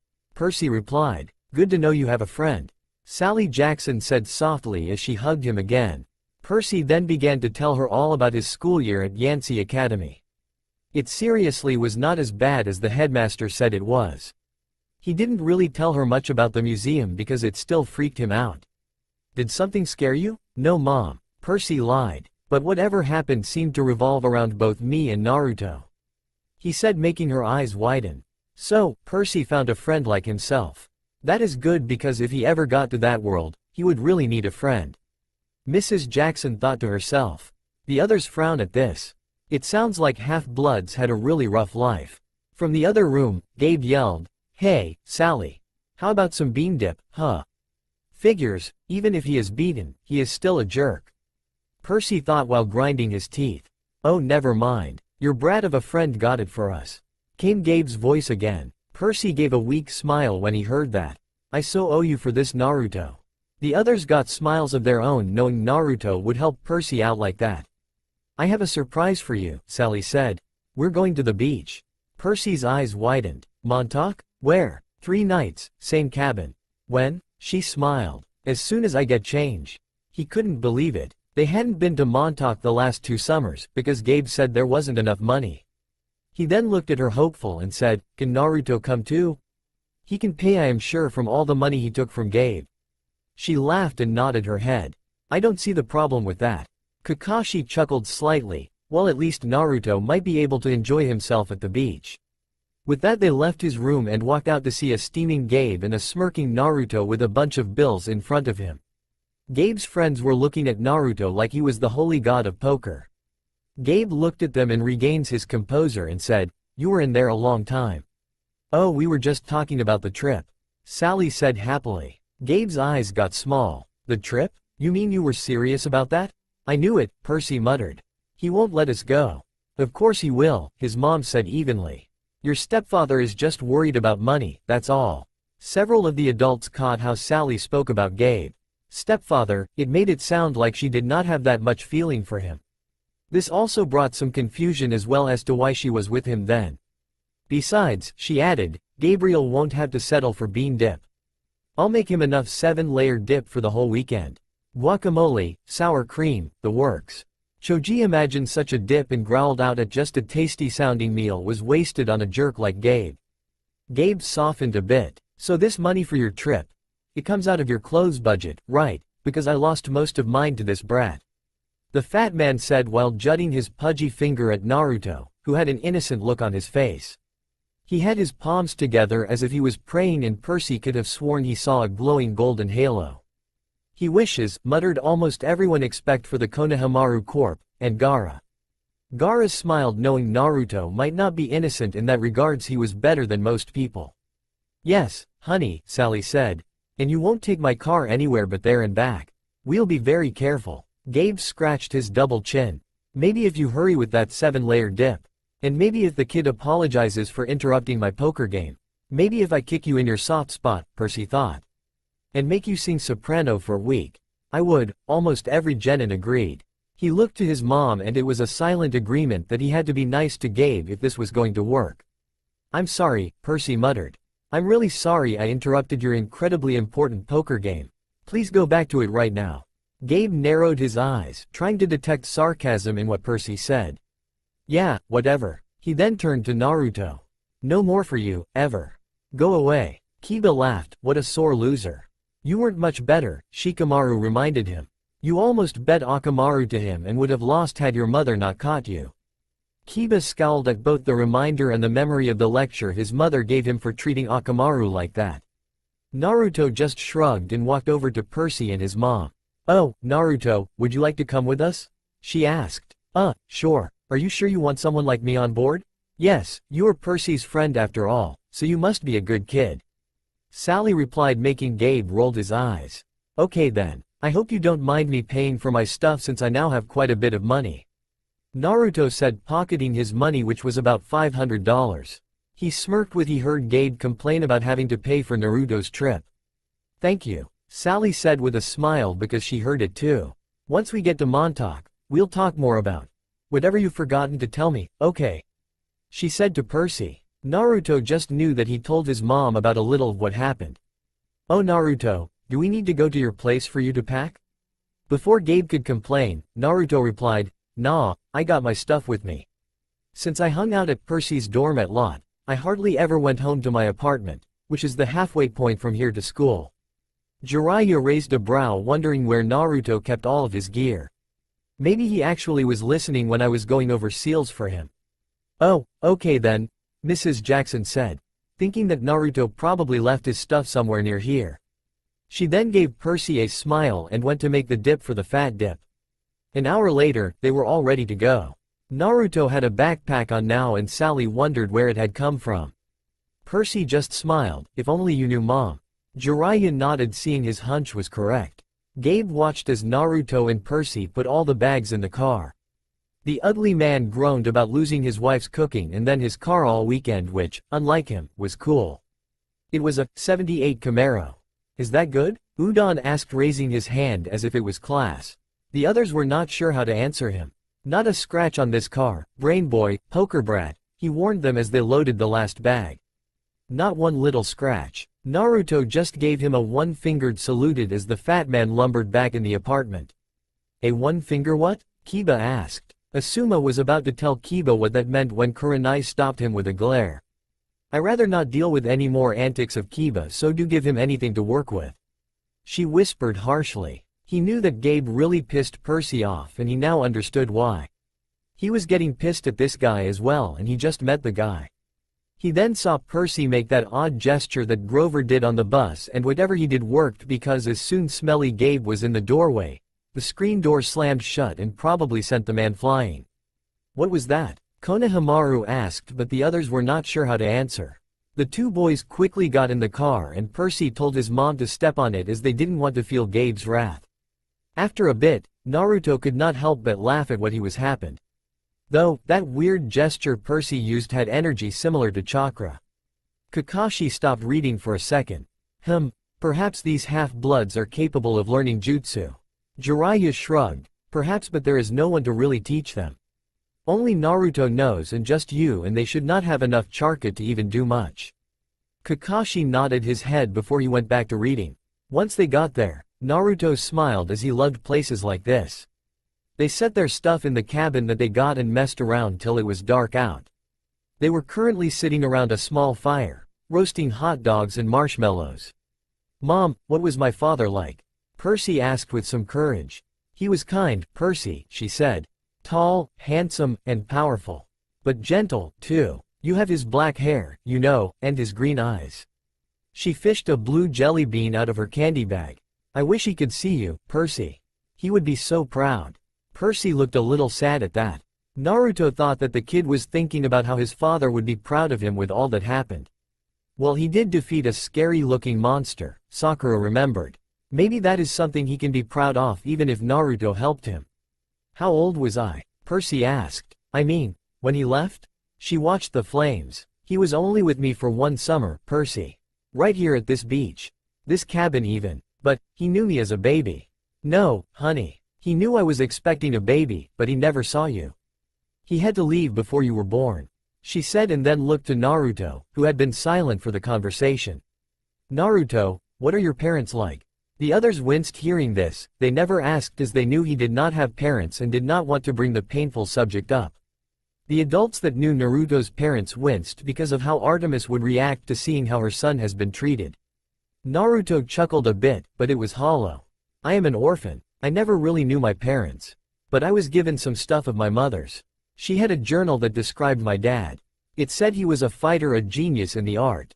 He was considered the best there was. No one really wanted to fight him if they could help it, and those that were dumb enough to were beat into the ground. From what it said, he sounds pretty cool. That made Percy chuckle a bit and his mom had a big smile on her face. I am sorry about that. Sally said. Who is taking care of you? Don't be. My grandfather was taking care of my before he died. Naruto said, not wanting to tell them that he was killed. But I have been doing pretty well on my own anyway. The group had a moment of silence for the deceased third Hokage. It was no secret that Naruto saw the old Kage as a grandfather, hell a lot of the villagers did, and they knew it hit him pretty hard. Then Percy had a sad look. He didn't know if his mom even wanted him around. He didn't think he could handle being alone like Naruto. Are you going to send me away again? Percy asked her. To another boarding school? She pulled a marshmallow from the fire. I don't know, honey. Her voice was heavy. I think we'll have to do something. Because you don't want me around? But he regretted the words as soon as they were out. The girls all growled, unable to believe Percy said something like that to his mother. Her eyes welled with tears. She took his hand, squeezed it tight. Oh, Percy, no. I have to, honey. For your own good, I have to send you away. This made Naruto quirk an eyebrow. Okay. The way she is saying this means she knows something like Grover and Mr. Brunner. It does sound like it, Asuma muttered. Because I'm not normal, Percy suddenly said. You say that as if it's a bad thing, Percy. But you don't realize how important you are. I thought Yancy Academy would be far enough away. I thought you'd finally be safe. Safe from what? Percy asked though when he locked eyes with her. All the memories of weird things happening to him had surfaced. It can't be that safe if some crazy monster could appear out of nowhere and attack him. Ino added, glad she never had to deal with any issue like that. Before anything else was said, Naruto cut in. Percy, not being normal is not that bad. I mean, look at me. I have this powers and I am fine. Mrs. Jackson looked at him oddly and he sighed knowing that he would have to show her. He held out his hand and swirling ball of energy formed in his hand. Percy's eyes widened and said, you never showed that one to me, only those shadow clones. And for good reason, Jiraiya added. The Rasengan is not a jutsu to be taken lightly. It can cause some major damage. The other genin looked at him wondering how powerful that attack can be. Shadow? Could he be just like Percy, a son of the Big Three? Sally thought as she eyed the ball before it dissipated. Big Three? Sakura asked aloud. Tsunade nodded, that is that they call the three eldest gods, Hades, the firstborn son, Poseidon the second-born and Zeus the last-born child. They have 3 sisters as well, but the Big Three are the strongest of the gods, they say. She gave Naruto a grateful look and continued on. I've tried to keep you as close to me as I could, she said to Percy. They told me that was a mistake. But there's only one other option, Percy. The place your father wanted to send you. And I just can't stand to do it. My father wanted me to go to a special school? Not a school, she said softly. A summer camp, and apparently it is a place you both need to go to. Both boys just looked at her oddly. Naruto never heard anything about a camp in the letter he got from his mom. I'm sorry, Percy, she said, seeing the look in his eyes. But I can't talk about it. I couldn't send you to that place. It might mean saying goodbye to you for good. For good? But if it's only a summer camp. Percy trailed off as he saw the tears in his mom's eyes.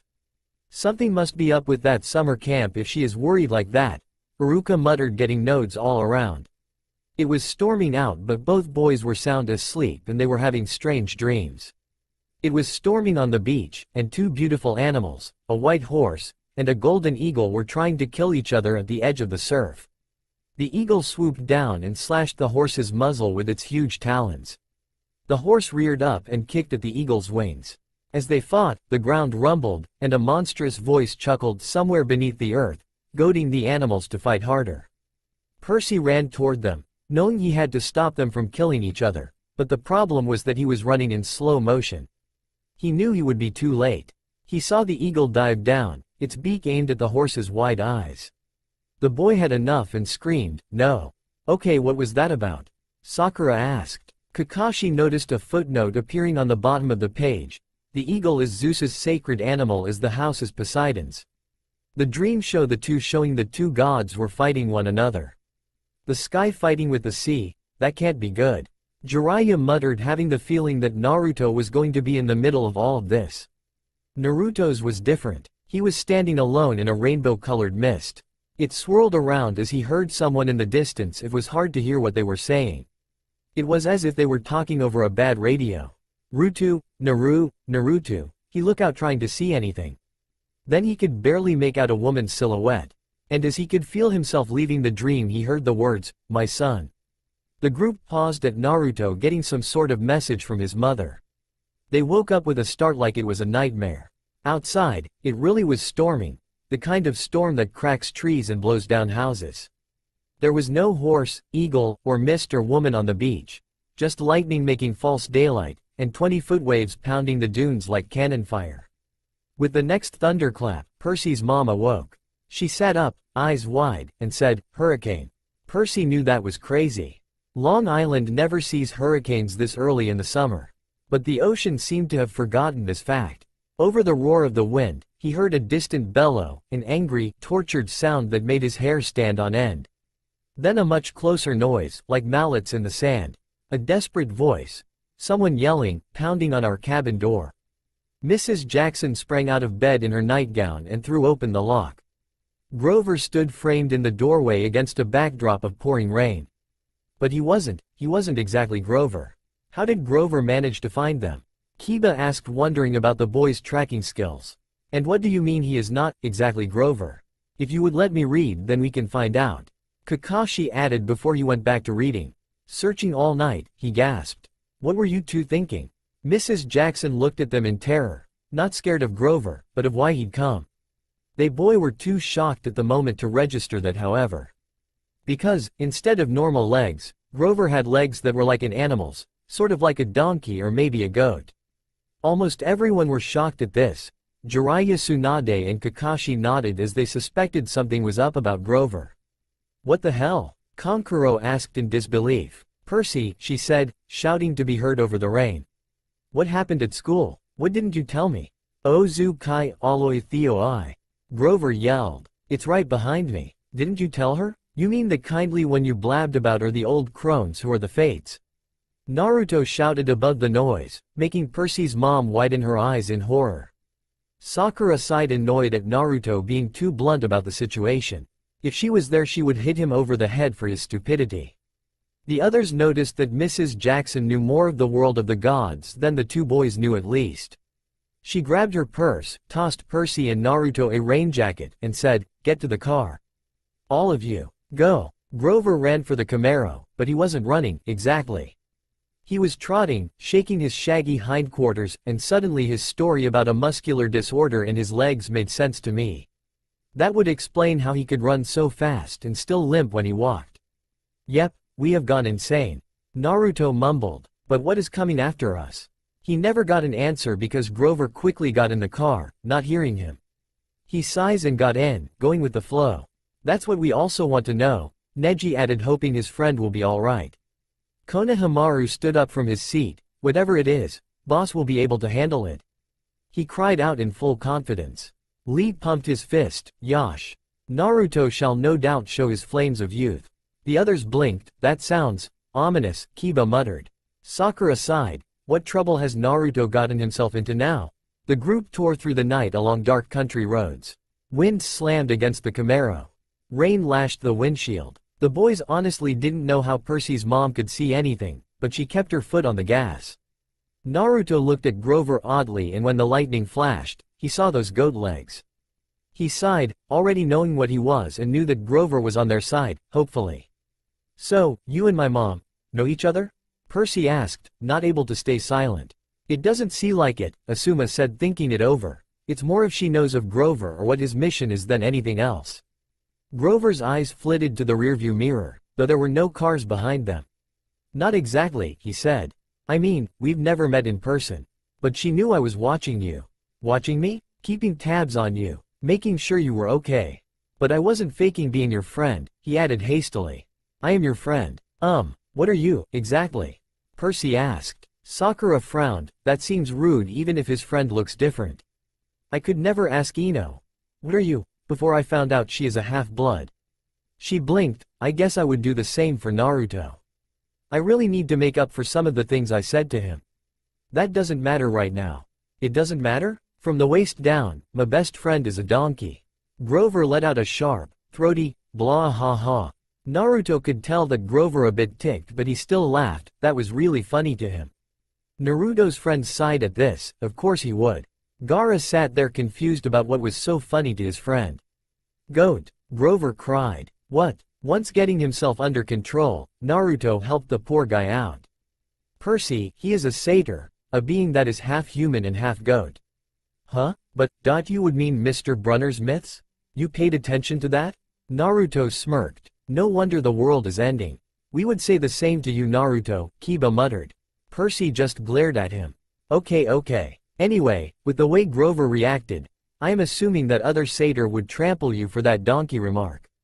I thought it didn't matter. Percy shot back while Grover bleated again. Apparently it does. Naruto replied with a smirk. Wait, so all that Mr. Brunner taught us was actually preparing us for this stuff? Pretty much, Grover said. Great, Naruto replied sarcastically. Just what we need. Freaky monsters coming after us. Not only that, but those three old ladies were the fates and not myths, and neither was Mrs. Dodds. Grover told them. Once again Neji gained a small smile on his face but said nothing. So you admit there was a Mrs. Dodds? Percy exclaimed. Of course. Okay, so what was the point of hiding the fact that she was real?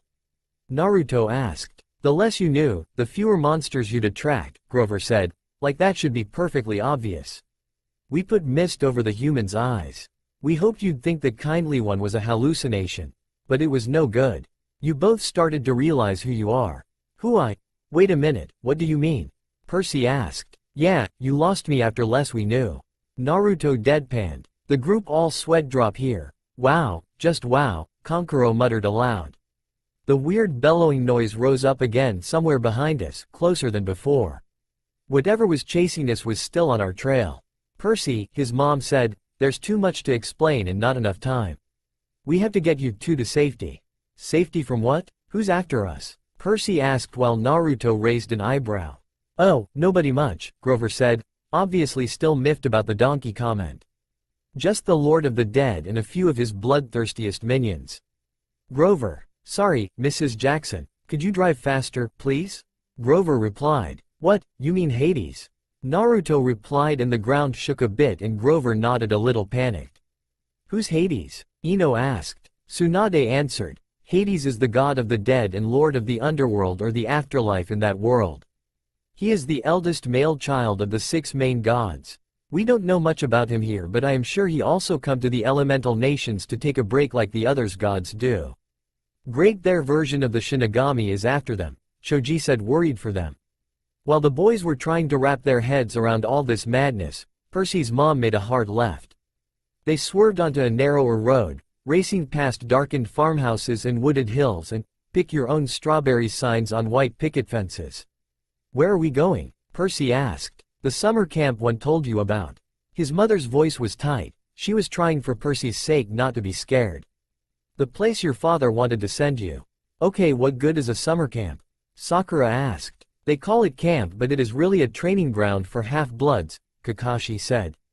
A safe place to train without monsters attacking them like they would outside of camp. The place you didn't want me to go. Please, dear, his mother begged. This is hard enough. Try to understand. You're in danger. Because some old ladies cut yarn? Percy asked and Naruto sighed. Man, if you paid attention in class, why that is bad. Naruto said. When they cut the yarn, that means someone is going to die. Exactly. Grover said, the fact they appeared in front of you too, they only do that when you're about to. When someone's about to die. The others caught the slip and looked at one another. Whoa, you said, you. Percy freaked. No, I didn't. I said, someone. Grover replied. No, you paused then said someone. Naruto said. Yeah, you meant me. Percy said. I meant you, like, someone. Not you, you. God, makes sense, why don't you? Naruto replied. Boys. Percy's mom said. She pulled the wheel hard to the right, and they got a glimpse of a figure she'd swerved to avoid. A dark fluttering shape now lost behind them in the storm. The hell was that? Naruto freaked. We're almost there, Mrs. Jackson said, ignoring Naruto's question.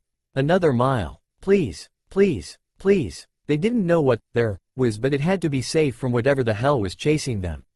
It is not Mrs. Dodds, that is for sure. Whatever it is, it's bigger and stronger than last time.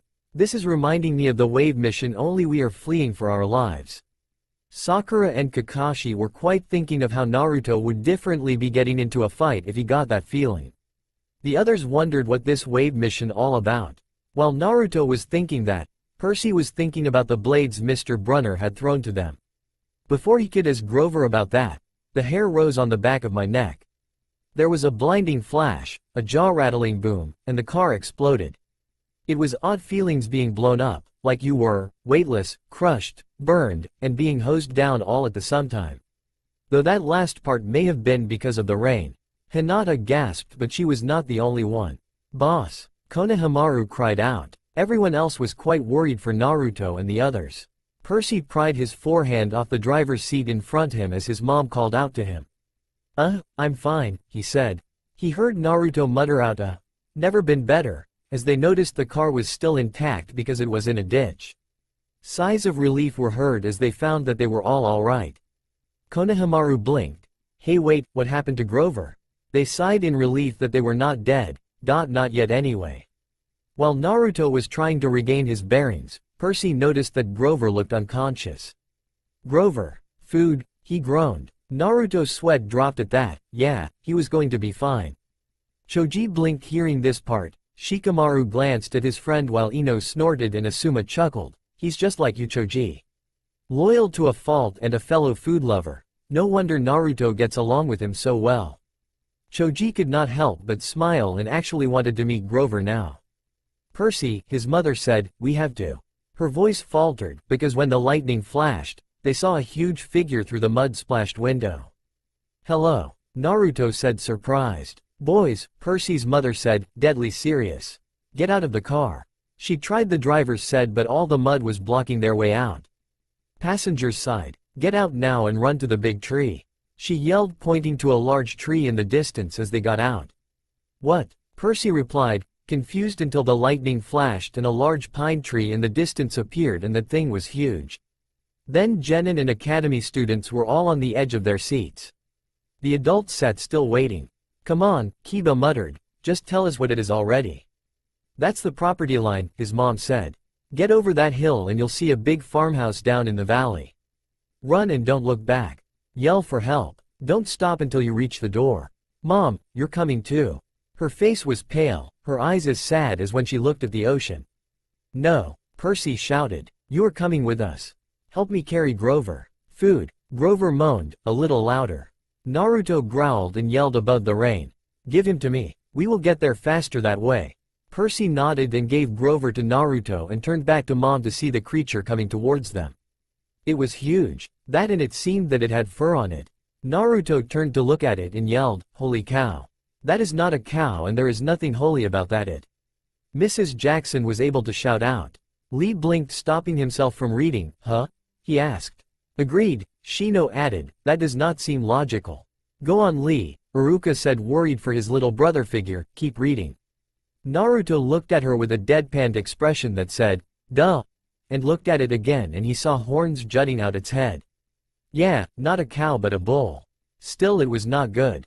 He doesn't want us, Mrs. Jackson called out. He just wants you too. Besides, I can't cross the property line. But, Percy and Naruto started to say.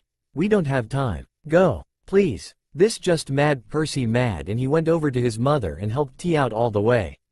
We're going together. Come on, Mom. Naruto just smirked at Percy's stubbornness, just like him in some aspects. I told you, Mom, I am not leaving you. Come on. They got a portion of the way but the monster was gaining on them and quick. Naruto looked at it again and his eyes widened. What the hell? Bodybuilders aren't this buff, he said, commenting on all the bulging and rippling muscles on that thing. Percy blinked owlishly, recognizing this creature from Mr. Brunner's class. That's Pasiphae's son, his mother said. I wish I'd known how badly they want to kill you. But he's the man. Don't say his name, she warned.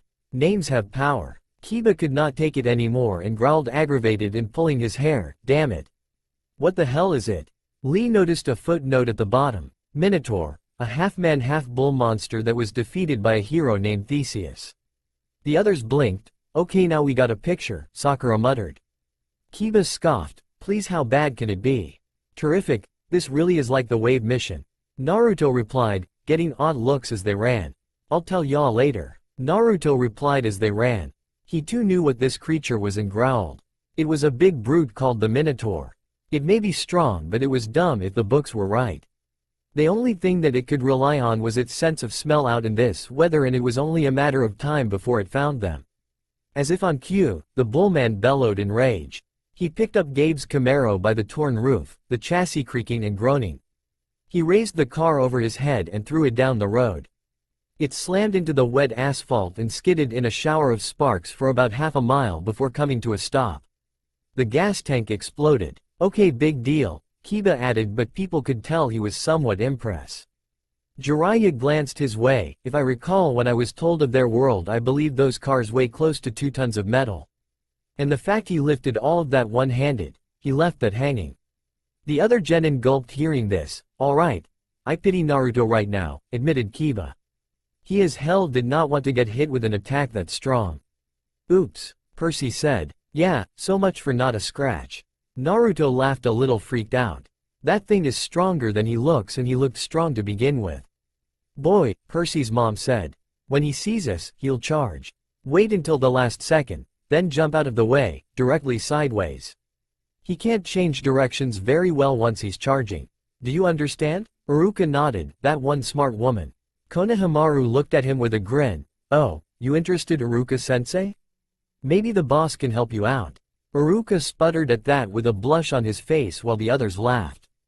Konohamaru was one of the loudest before he was hit over the head by his irritated sensei. Oh, that is useful, Naruto said. How do you know all this? Percy asked. I've been worried about an attack for a long time. I should have expected this. I was selfish, keeping you near me. Mrs. Jackson said sadly. It's not selfish, Guy said aloud with a rare serious look on his face. The others looked at him. To want to keep a loved one close to you as long as possible is no weakness, nor selfish. To be without a loved one would be the most unyouthful thing imaginable. He turned to the younger members of the group and gave them his good guy pose. Remember to keep all those you care about close. That way the flames of youth will never go out. The younger one gave him a deadpan look while Lee jumped to his feet as he also got into the pose. Guy-sensei.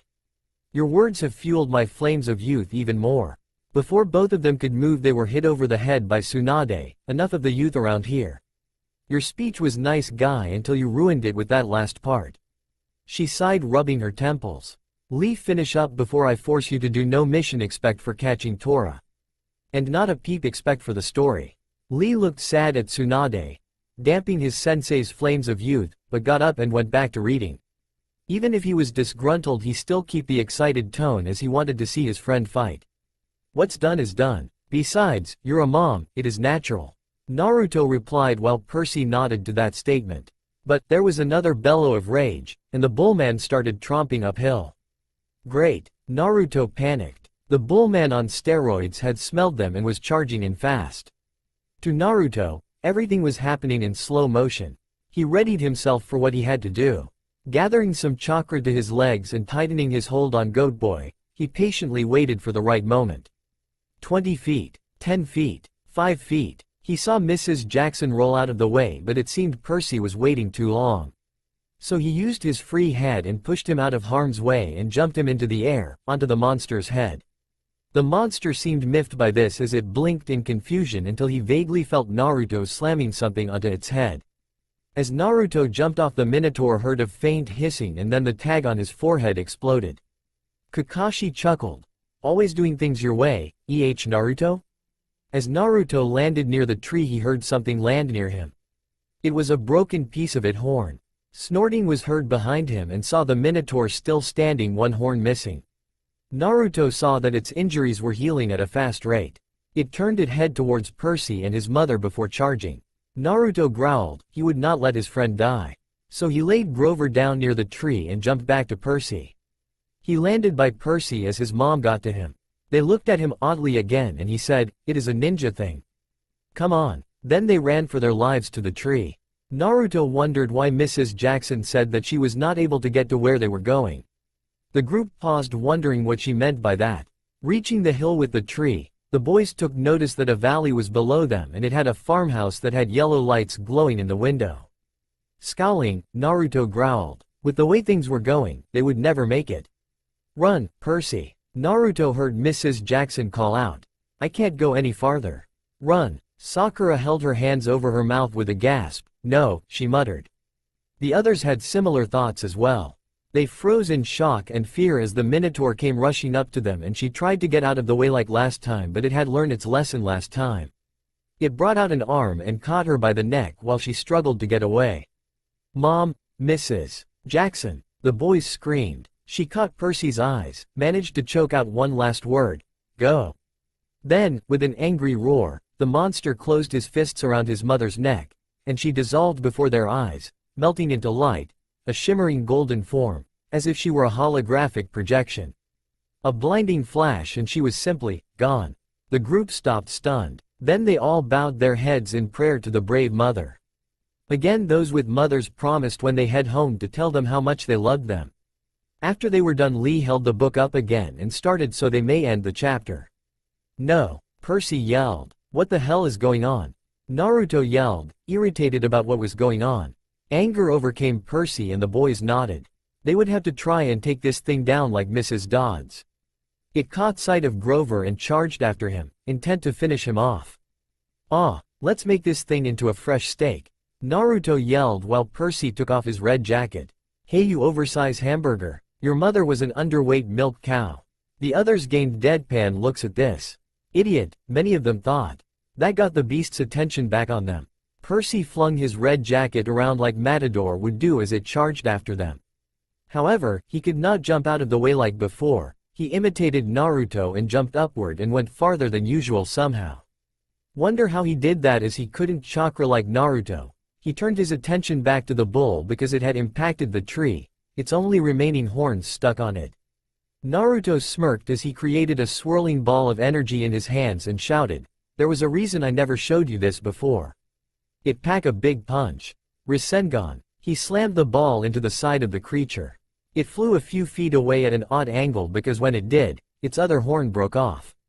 Percy quickly ripped it out of the ground, hoping to use it as a makeshift weapon. Naruto was about to tell him not to bother with until he saw the Minotaur getting back up. Many of the genin frowned, while Kiba shouted, "Will that thing die already?" Looking in horror, they saw the huge hole in the gut of the beast, but it was healing up quickly. Before they do anything however, it charged at them again. It swung at Percy and sent him a few feet away, knocking the air out of him. It did the same to Naruto, but he rolled with the blow so it would not do as much damage. Jumping back at it, he activated the seal on his pants, took out a kunai, and threw it into its right eye. It screamed in rage and pain. Seeing that Percy was getting back up, he thought quickly. Normal attacks don't do a lot of damage, but it does have a nasty scar from my Rasengan. Maybe it doesn't heal all the way. What if using its horns will work? He then stabbed the horn into the old wound and it twisted harshly. It cried out in agony when he did that, and it seemed that it was not healing at all. He quickly jumped over it and on its back, stabbing it in the neck.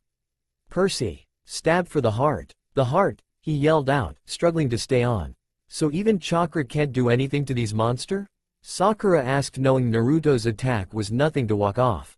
Jiraiya nodded, yep. Only the bronze metal the half-bloods and gods use can damage them and keep the wounds from healing. Percy seemed to get the idea and quickly ran up to it, avoiding the massive flailing arms that were trying to get Naruto off of it. He stabbed it hard and it cried out before it burst into the same crap Mrs. Dodds did. Collapsing to his knees, he felt the rush of adrenaline wear off and the feeling of losing his mother was starting to crash down on him. Naruto picked up Percy. They supposed each other until they got to Grover. Come on, we gotta get to that house, we won't be out of the woods until we do. Naruto said as he threw Grover over his shoulder while the two demigods supported each other as the rain has suddenly stopped. When they got to the pouch, Naruto fell to his knees and it seemed that Percy was barely conscious. The weight of the two and the battle was just now getting to him. I must be weak. I have not fought in a long time. Kakashi and Iruka chuckled here, same old Naruto. Looking up, he saw the familiar face of Mr. Brunner, who was giving them a serious look. He also a very pretty blonde-haired girl, whose hair curled like a princess's. One of them has to be it, they just have to. The girl said. Silence, Annabeth, Mr. Brunner said. They're still conscious. Bring them inside. Yes, that would be very helpful if you don't mind. Naruto replied weakly, catching them off guard. Going inside, Naruto helped the girl named Annabeth put Percy and Grover on different cots in the room.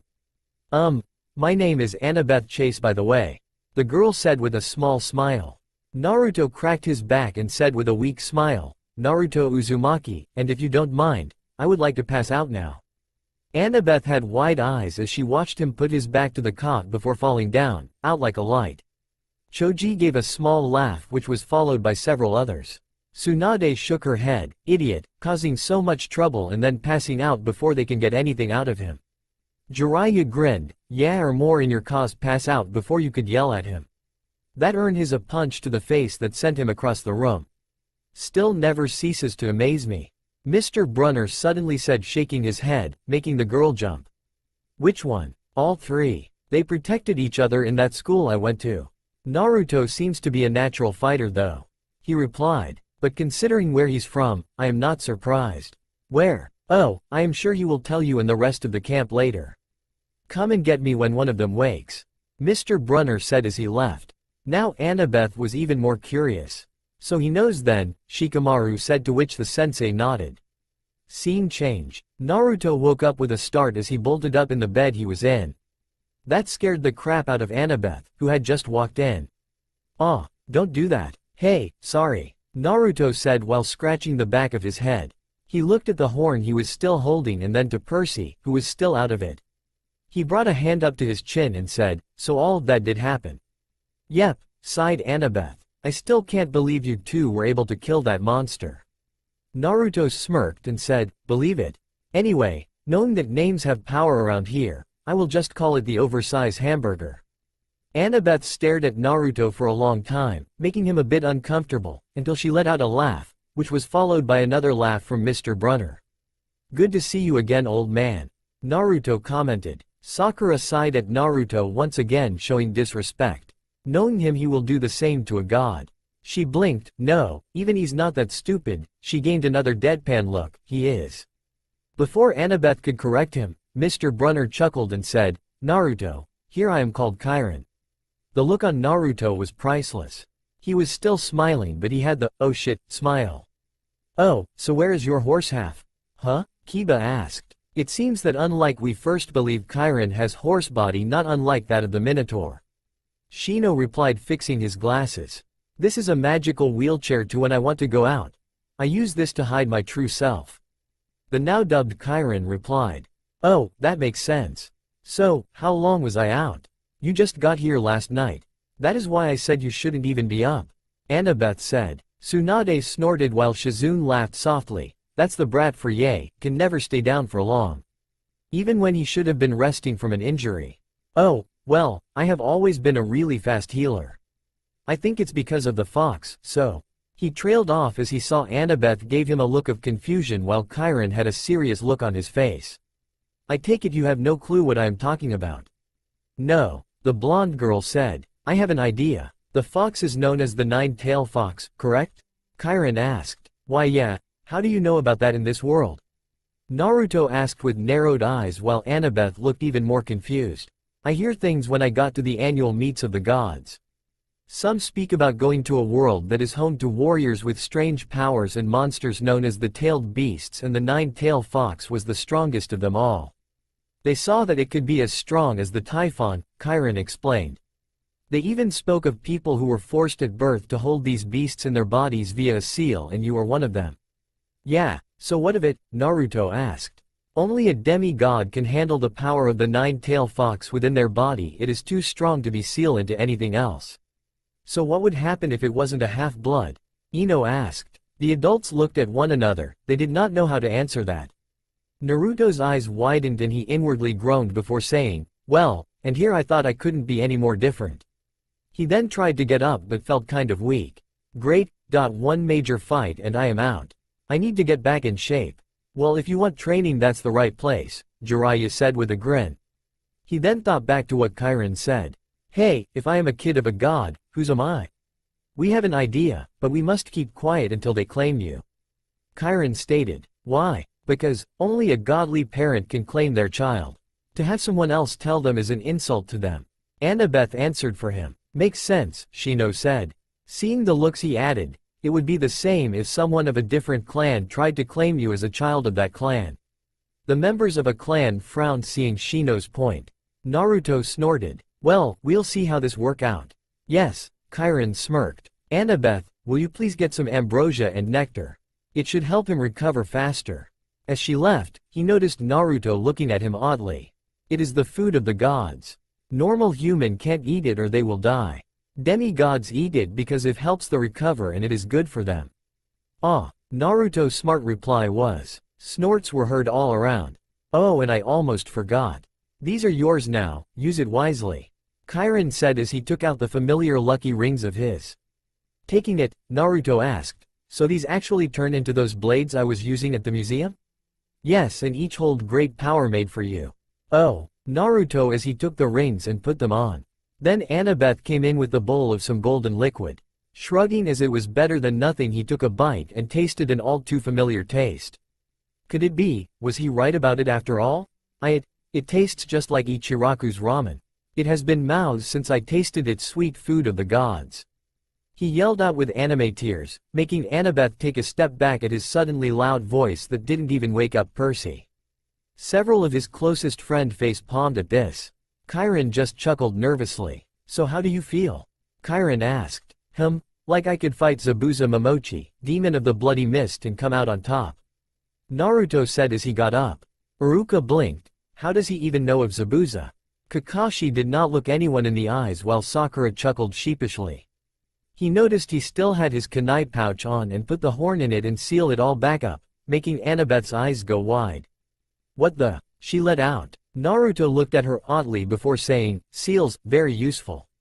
Jiraiya chuckled. Looks like he's been studying more than I thought when I taught him. Indeed, Chiron commented with a smirk. Now I will have a camper show you the cabin for later.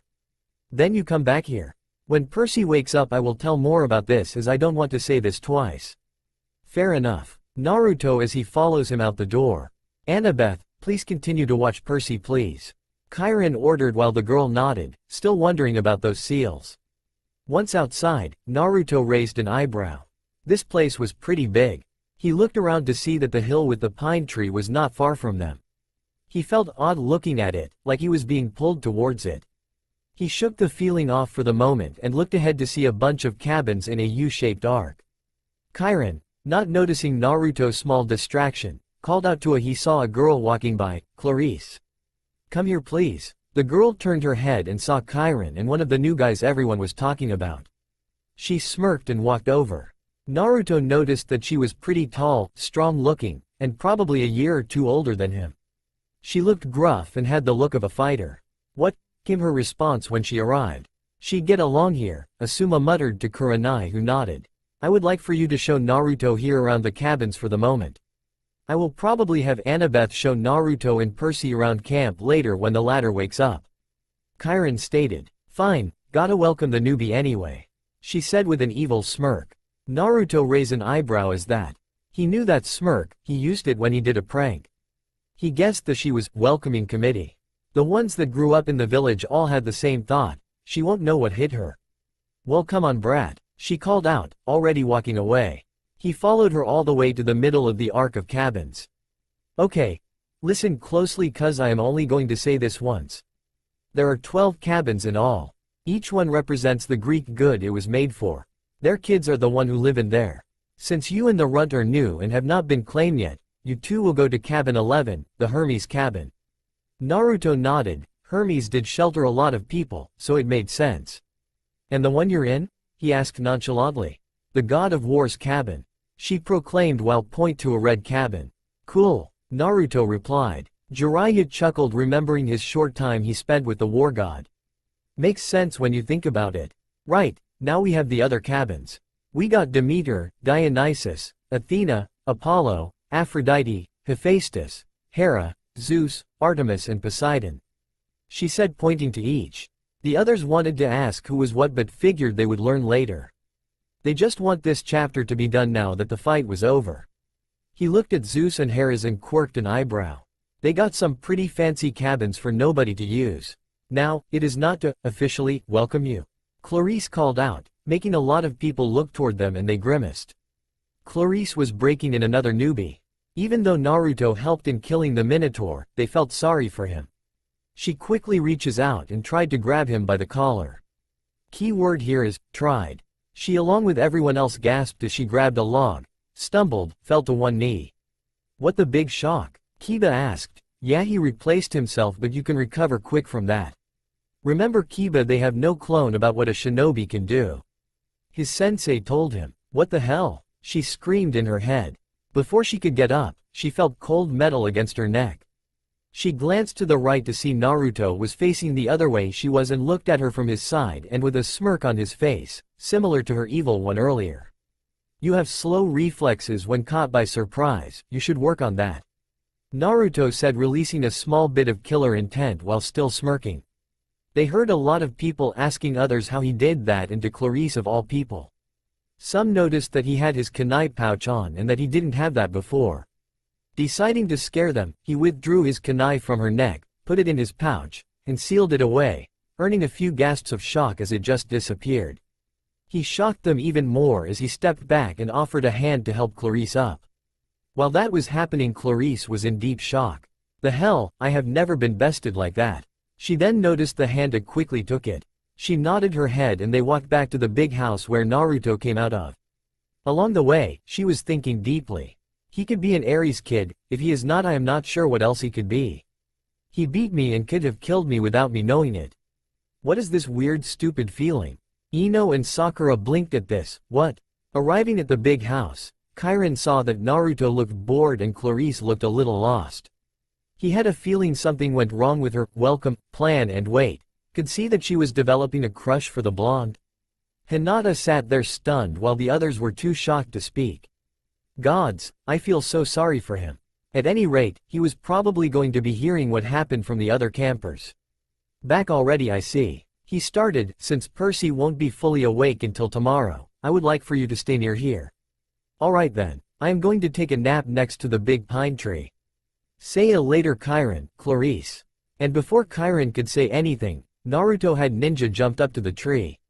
Neither noticed that Clarice had quickly walked away with a small pink tint to her cheeks. I don't believe it, Sakura muttered softly. Naruto arrived at the tree and sat down with his back to it. This tree had been pulling at him the whole time. He idly wondered if it was cursed or something like that. Slowly falling asleep, he laid his head against the tree and was out like a light. Lee grinned as he closed the book. Well, Naruto's flames of youth are as bright as ever. I must train harder before I can. He could not finish as he was hit in the face by a pillow thrown by Ino. Knock it off and give me that, she ordered, snatching the book from him. I want to know what the hell Naruto is doing now that he got someone that actually has a crush on him. Naruto found himself in a black room with red drapes. The room is illuminated by a few lamps hanging on the walls and has red chair and a phonograph on a three-legged table playing music. It was a soft jazz. The record skipped every few minutes. He was not alone. A girl was in the chair across from him, staring at him with shocked eyes. She has shoulder-length spiky black hair, and blue eyes, with freckles under her eyes, mostly on the left, and she is wearing a black strapless dress, the bottom with white lace. To him she looked beautiful. Konohamaru grinned here, thinking his boss might have a girlfriend. Hey, who are you and where are we, as I know this can't be a dream. The girl gulped and stood up. My name is Talia. As for where we are, you are in the tree. How did he manage that? Tsunade asked. All she got were confused looks and shrugs. Now hold on. All I did was fall asleep against her tree, as people call it. How did I get here? Naruto said, a bit panicked in this situation. Your guess is as good as mine. Talia shrugged. So you now know me. Who are you? Oh, my name is Naruto Uzumaki and apparently I'm a half-blood. Naruto replied, calming down and walking up to her. Nice to meet you, Naruto, Talia said with a smile, holding out her hand. He smiled as he took it in his and shook it. I take it you are a half-blood too. So, whose kid are you? Talia got a deadpanned look and said, Zeus. You? The blonde raised an eyebrow but didn't know why she did seem to like that. Not a clue, same for Percy. He arrived here with me and a satyr named Grover. Grover? Yeah, you've heard of him? Naruto said as he backed up from her outburst. What gave you that idea, Naruto? Kiba deadpan. Maybe the two were friends. Hinata suggested, worried slightly at this new girl. He was the satyr who found me, Annabeth, and Luke. How are they, by the way? Well, Grover is always trying to protect me and Percy, but with his facade as a cripple, it did not work that well. He and Percy are best friends. Annabeth is a nice person from what I have seen, and I have not even seen this Luke guy yet. Naruto replied with a shrug. How long have you been here anyway? I think more than 5 years. Wow, that is a long wait, Kakashi muttered. Guy nodded. Indeed, her flames of youth must burn bright for waiting that long. Yeah, I don't think she had a choice, Asuma muttered with a sweat drop.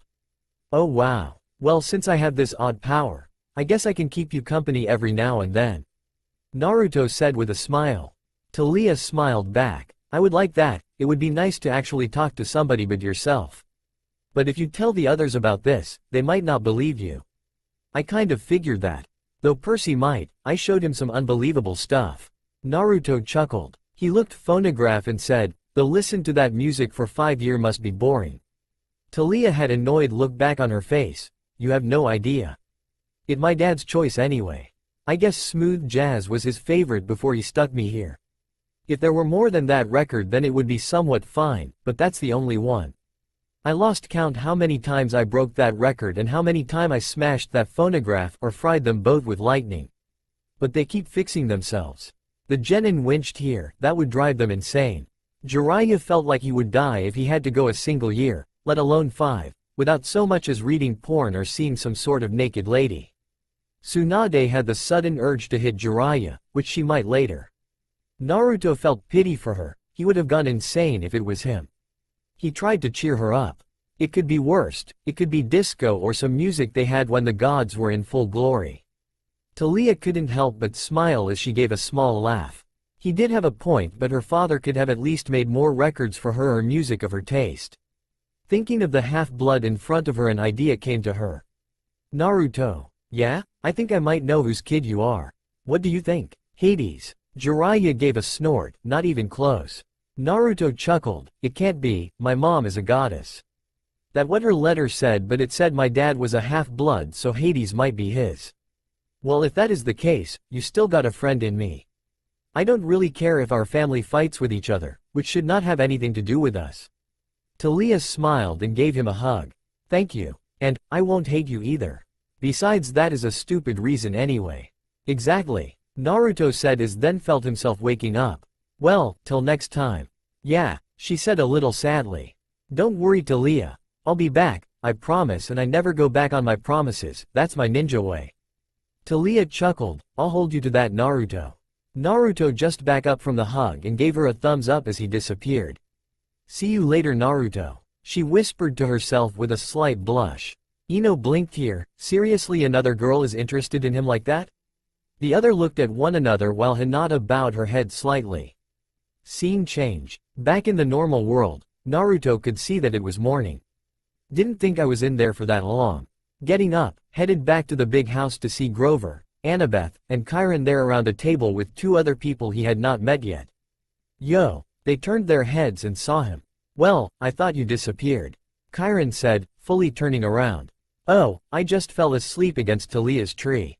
Naruto replied. Kakashi sighed, don't give information for alibis that you should not know. Really? I don't remember telling you the name of the tree. Annabeth stated. Naruto smirked and said, I heard it from some campers yesterday. I am not sure if they would believe me. A plausible cover, Shino added. Anyway, I would like you to meet these 2. Chiron said. Naruto took a look at them both. One had a surfer's build and had a lot of eyes all over his body. The other one was an old fat man. These 2 are Argus and Mr. D in that order. Kiba laughed as everything tried and picture a man with eyes everywhere. Wow, this guy might have eyesight to match a Hyuga. I doubt that, Neji muttered, but he would admit he doubt the man would have a blind spot, but their eyes had better vision that is unmatched by anyone. Naruto just nodded because Mr. D looked very tired, or was it bored? Well, I guess I must say it. Welcome to Camp Half-Blood. Nice to be here. Naruto smiled, and it was infectious because the man smiled, though it was considered a smirk. Thinking back to all the mythology he had read, he knew a lot or remember a lot of people that started with a D, so that brought out the thing he was about to say. Mr. D, I don't know a lot of Greek history, but there is one guy whose name would fit with you. But names are powerful here, so I will just say that you are the wine god. Tsunade blinked. They have a god of wine? That must be nice. Sakura and Jiraiya sighed here. The others were shocked that this man Naruto described is actually a god. Well, you are a smart boy. You are correct. Mr. D replied, gaining some small respect for the blonde. Wow, Granny Tsunade would love you then. She drinks all the time. Have you even met her? She like 50 years old yet still looks like she's still 20? Tsunade growled. When I get my hands on that brat, she threatens. Mr. D blinked a few times before laughing. Well, I can honestly say that I have never been to your world that Chiron told me you were from. Now, I have heard about it from the other gods. Now, if I ever get away from this place, I might just take a look. Oh, and to answer your question, no, I have never met her. although I might look her up one of these days. Oh, Naruto said and then turned to Grover. So Grover, how are you feeling? Better, but it still sucks that I was of no use. I am sure you will get another chance at that in the future. Naruto replied with a smile. The others nodded as they were sure Grover would get a chance to prove himself, and with Naruto helping he will get that chance. Scene change. A while later, Percy had woken up and Grover took him aside to talk a bit. When they got back, that is when things got interesting. Percy looked at the end of the pouch where everyone was and gasped. The man he thought was Mr. Brunner was there. Then he saw a fat man playing some game with him. There was the blonde-haired girl who had feed him the popcorn flavor pudding. And finally there was Naruto joining the game the two men were playing. Mr. Brunner, Percy cried. The Latin teacher turned and smiled at him. His eyes had that mischievous glint they sometimes got in class when he pulled a pop quiz and made all the multiple choice answers B. Iruka thought about it, that might not be a bad idea. Plus it should help students to expect the unexpected. Ah, good, Percy, he said. Now we have 4 for Pinnacle. He offered Percy a chair to the right of Mr. D, who looked at him with bloodshot eyes and heaved a great sigh. Oh, I suppose I must say it. Welcome to Camp Half-Blood. There, now, don't expect me to be glad to see you. Naruto just chuckled at Mr. D's bluntness. Thanks. Percy scooted a little farther away from him because, if there was one thing he had learned from living with Gabe, it was how to tell when an adult has been hitting the happy juice. If Mr. D was a stranger to alcohol, he was a satyr. Jiraiya chuckled. Think how Tsunade is the same, which caused her to hit him slightly, leaving a bump.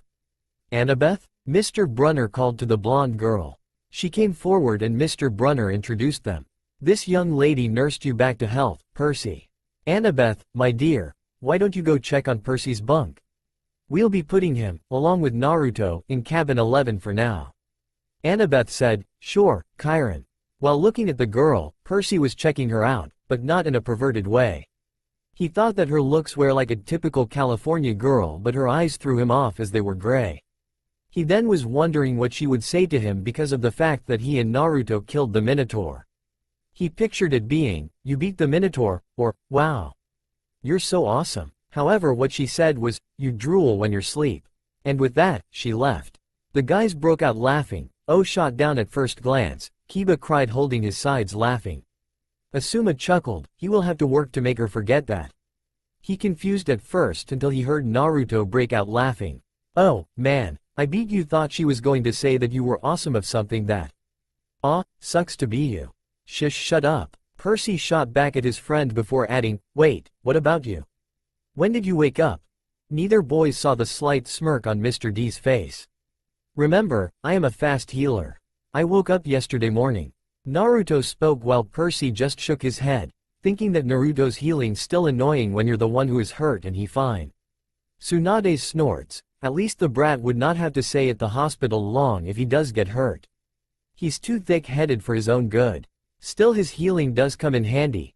Kakashi added, recalling a few times Naruto recovering faster than others and how it helped him improve. Anyway, you, work here, Mr. Brunner? Not Mr. Brunner, the ex, Mr. Brunner said. I'm afraid that was a pseudonym. You may call me Chiron. Okay. Totally confused, Percy looked at the director. And Mr. D, does that stand for something? Naruto smacked his head. He wondered if his friend had learned anything throughout this ordeal. The genin gained deadpan looks but said nothing.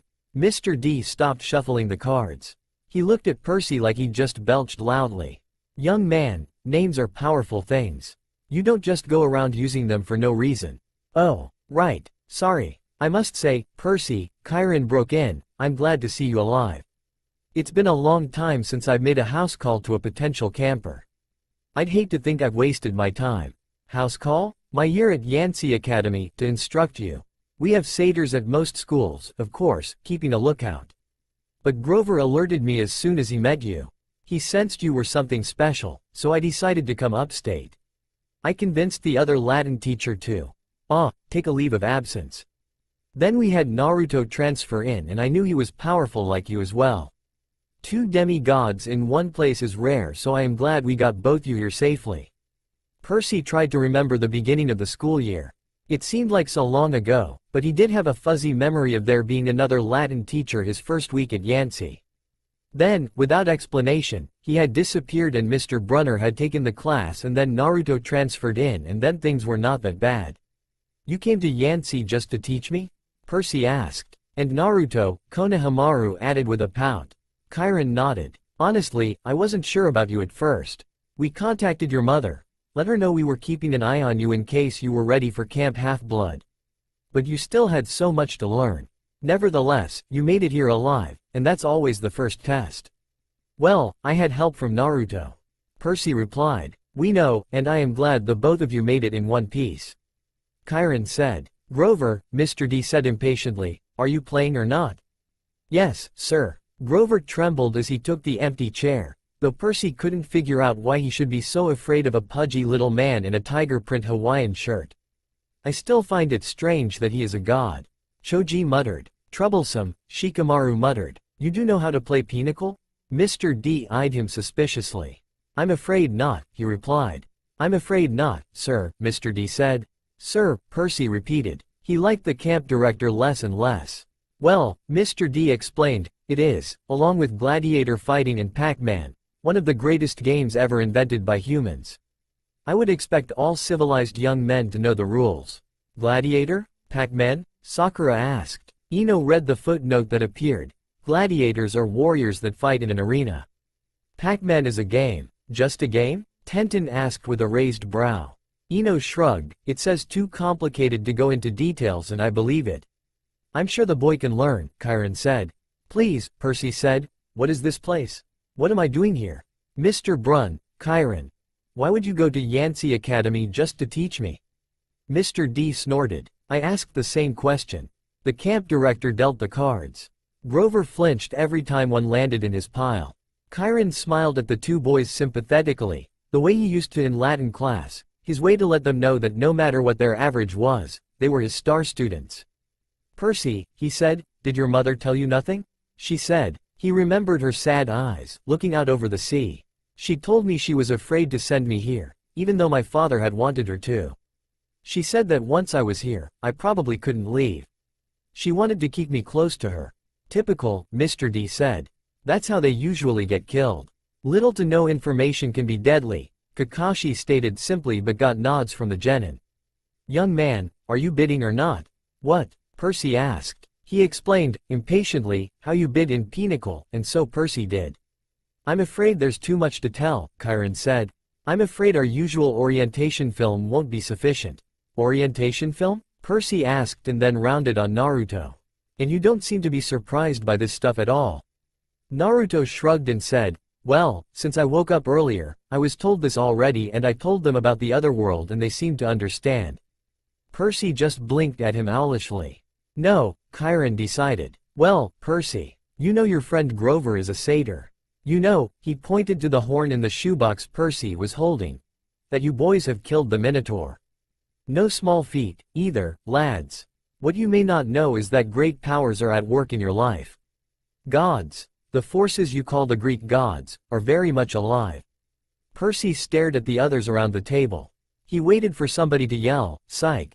But all he got was Mr. D yelling, oh, a royal marriage.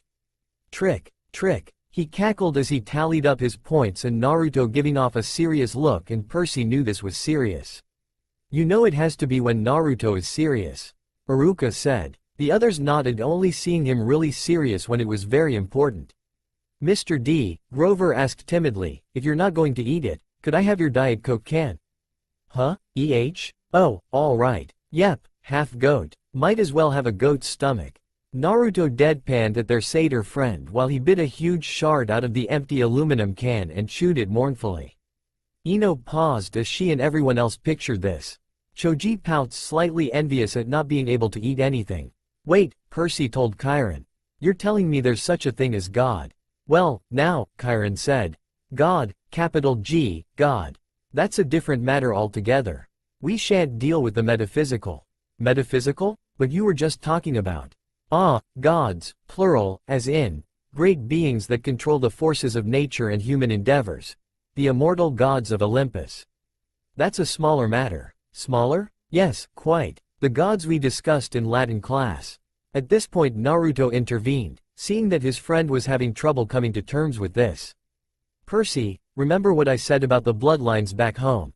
He got a nod. Well, think that along with the Greek mythology we learned in class, and we got something very power-living. Jiraiya got an interested look. Do the bloodlines and blood limits come from gods? Percy's eyes widened and said, Zeus, Hera, Apollo and the others. You mean them and that they are real? That was when a thunder boomed. Young man, said Mr. D, I would really be less casual about throwing those names around, if I were you. But they're stories, Percy said. They're myths to explain lightning and the seasons and stuff. They're what people believed before there was science. The god in the room won't be pleased.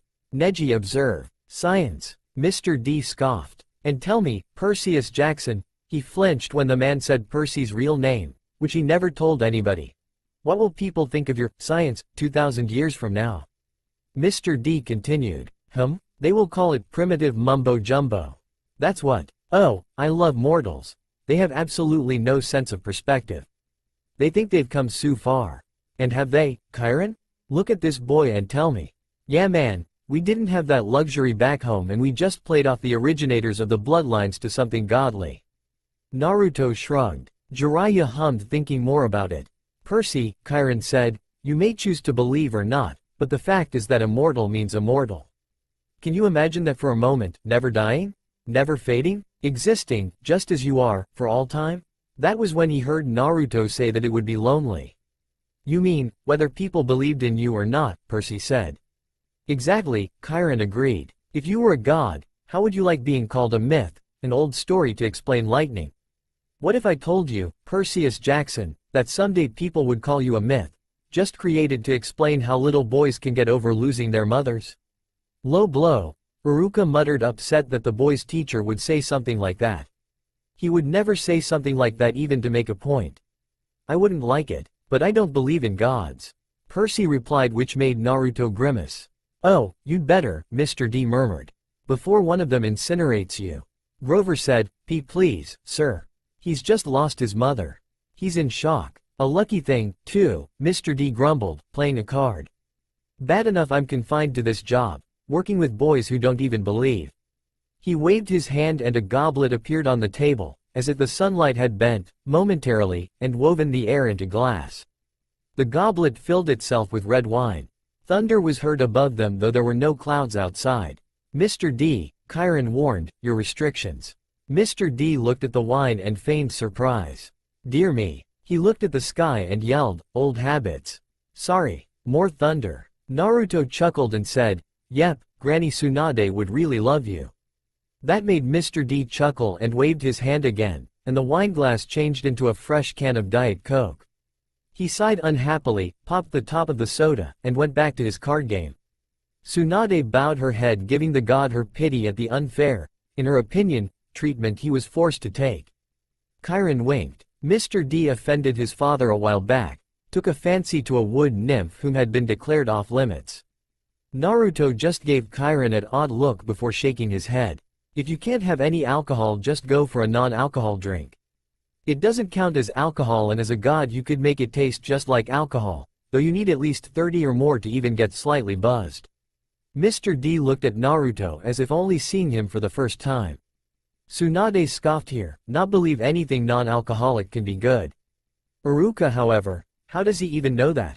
A wood nymph, Percy repeated, staring at the Diet Coke can like it was from outer space. Yes, Mr. D confessed. Father loves to punish me. The first time, prohibition. Ghastly. Absolutely horrid 10 years. The second time, well, she really was pretty, and I couldn't stay away. The second time, he sent me here. Half-Blood Hill. Summer camp for brats like you. Be a better influence, he told me. Work with youths rather than tearing them down. Huh, absolutely unfair. Mr. D sounded about 6 years old, like a pouting little kid. The genin gained deadpan looks here. This was a god? Well, it backed fire on them, they must be so jealous now. Naruto replied. Jealous? Questioned Mr. D, looking at Naruto, wondering how anything about his punishment could make the other gods jealous. Yeah. How many of the gods can say they get to see their kids every day? You get to see them grow, get stronger, see and be a part of their lives. Not many can. Kakashi chuckled, good old Naruto. Guy had a grin on his face. Ah, Naruto's flames of youth burns ever bright. Always seeing the bright side of things. Mr. D was quiet thinking of what Naruto said. It seemed to Percy that he never thought of that. Then he remembered what he was saying to Percy, "The immortals, Chiron," Mr. D said. "I thought you taught this boy the basics." "My father is Zeus, of course. So are a lot of gods," Jiraiya muttered, recalling that both Naruto's mother and grandfather were children of Zeus. Like Naruto before, Percy went through the D name he had learned about and found one that matched Mr. D, though he was not as subtle like his friend. "You're Dionysus," he said. "The god of wine." Mr. D rolled his eyes. "What do they say, these days, Grover? Do the children say, well, duh?" "Why yes, Mr. D. That works as well as, oh really, and, you don't say," in a sarcastic tone. "Percy, you had that coming." Naruto commented with a smirk. Shut up," Percy repeated. Konohamaru laughed, as did most of the other guys. Then, well, duh. "Percy Jackson, did you think I was Aphrodite, perhaps?" Mr. D asked, irritated, while Naruto thought that was an odd comparison. At least he could have made it another god. Ino scowled here at the fact this fat man made a comparison to her mother. Then she blinked as she knew nothing of her mother here. "You're a god." "Yes, child. A god. You?" Percy asked again, unable to comprehend it. The genin nodded at what they were thinking. Mr. D turned to look at Percy straight on, and he saw a kind of purplish fire in his eyes. A hint that this whiny, plump little man was only showing me the tiniest bit of his true nature. He saw visions of grapevines choking unbelievers to death, drunken warriors insane with battle lust, sailors screaming as their hands turned to flippers, their faces elongating into dolphin snouts. Percy knew that if he pushed him, Mr. D would show him worse things. He would plant a disease in his brain that would leave him wearing a straitjacket in a rubber room for the rest of his life. "Okay, I take everything I thought about him back," Kiba muttered, stunned, and he was not the only one. "Would you like to test me, child?" he said quietly.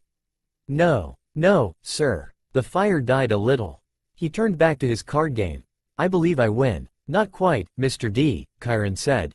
He set down a straight, tallied the points, and said, "The game goes to me."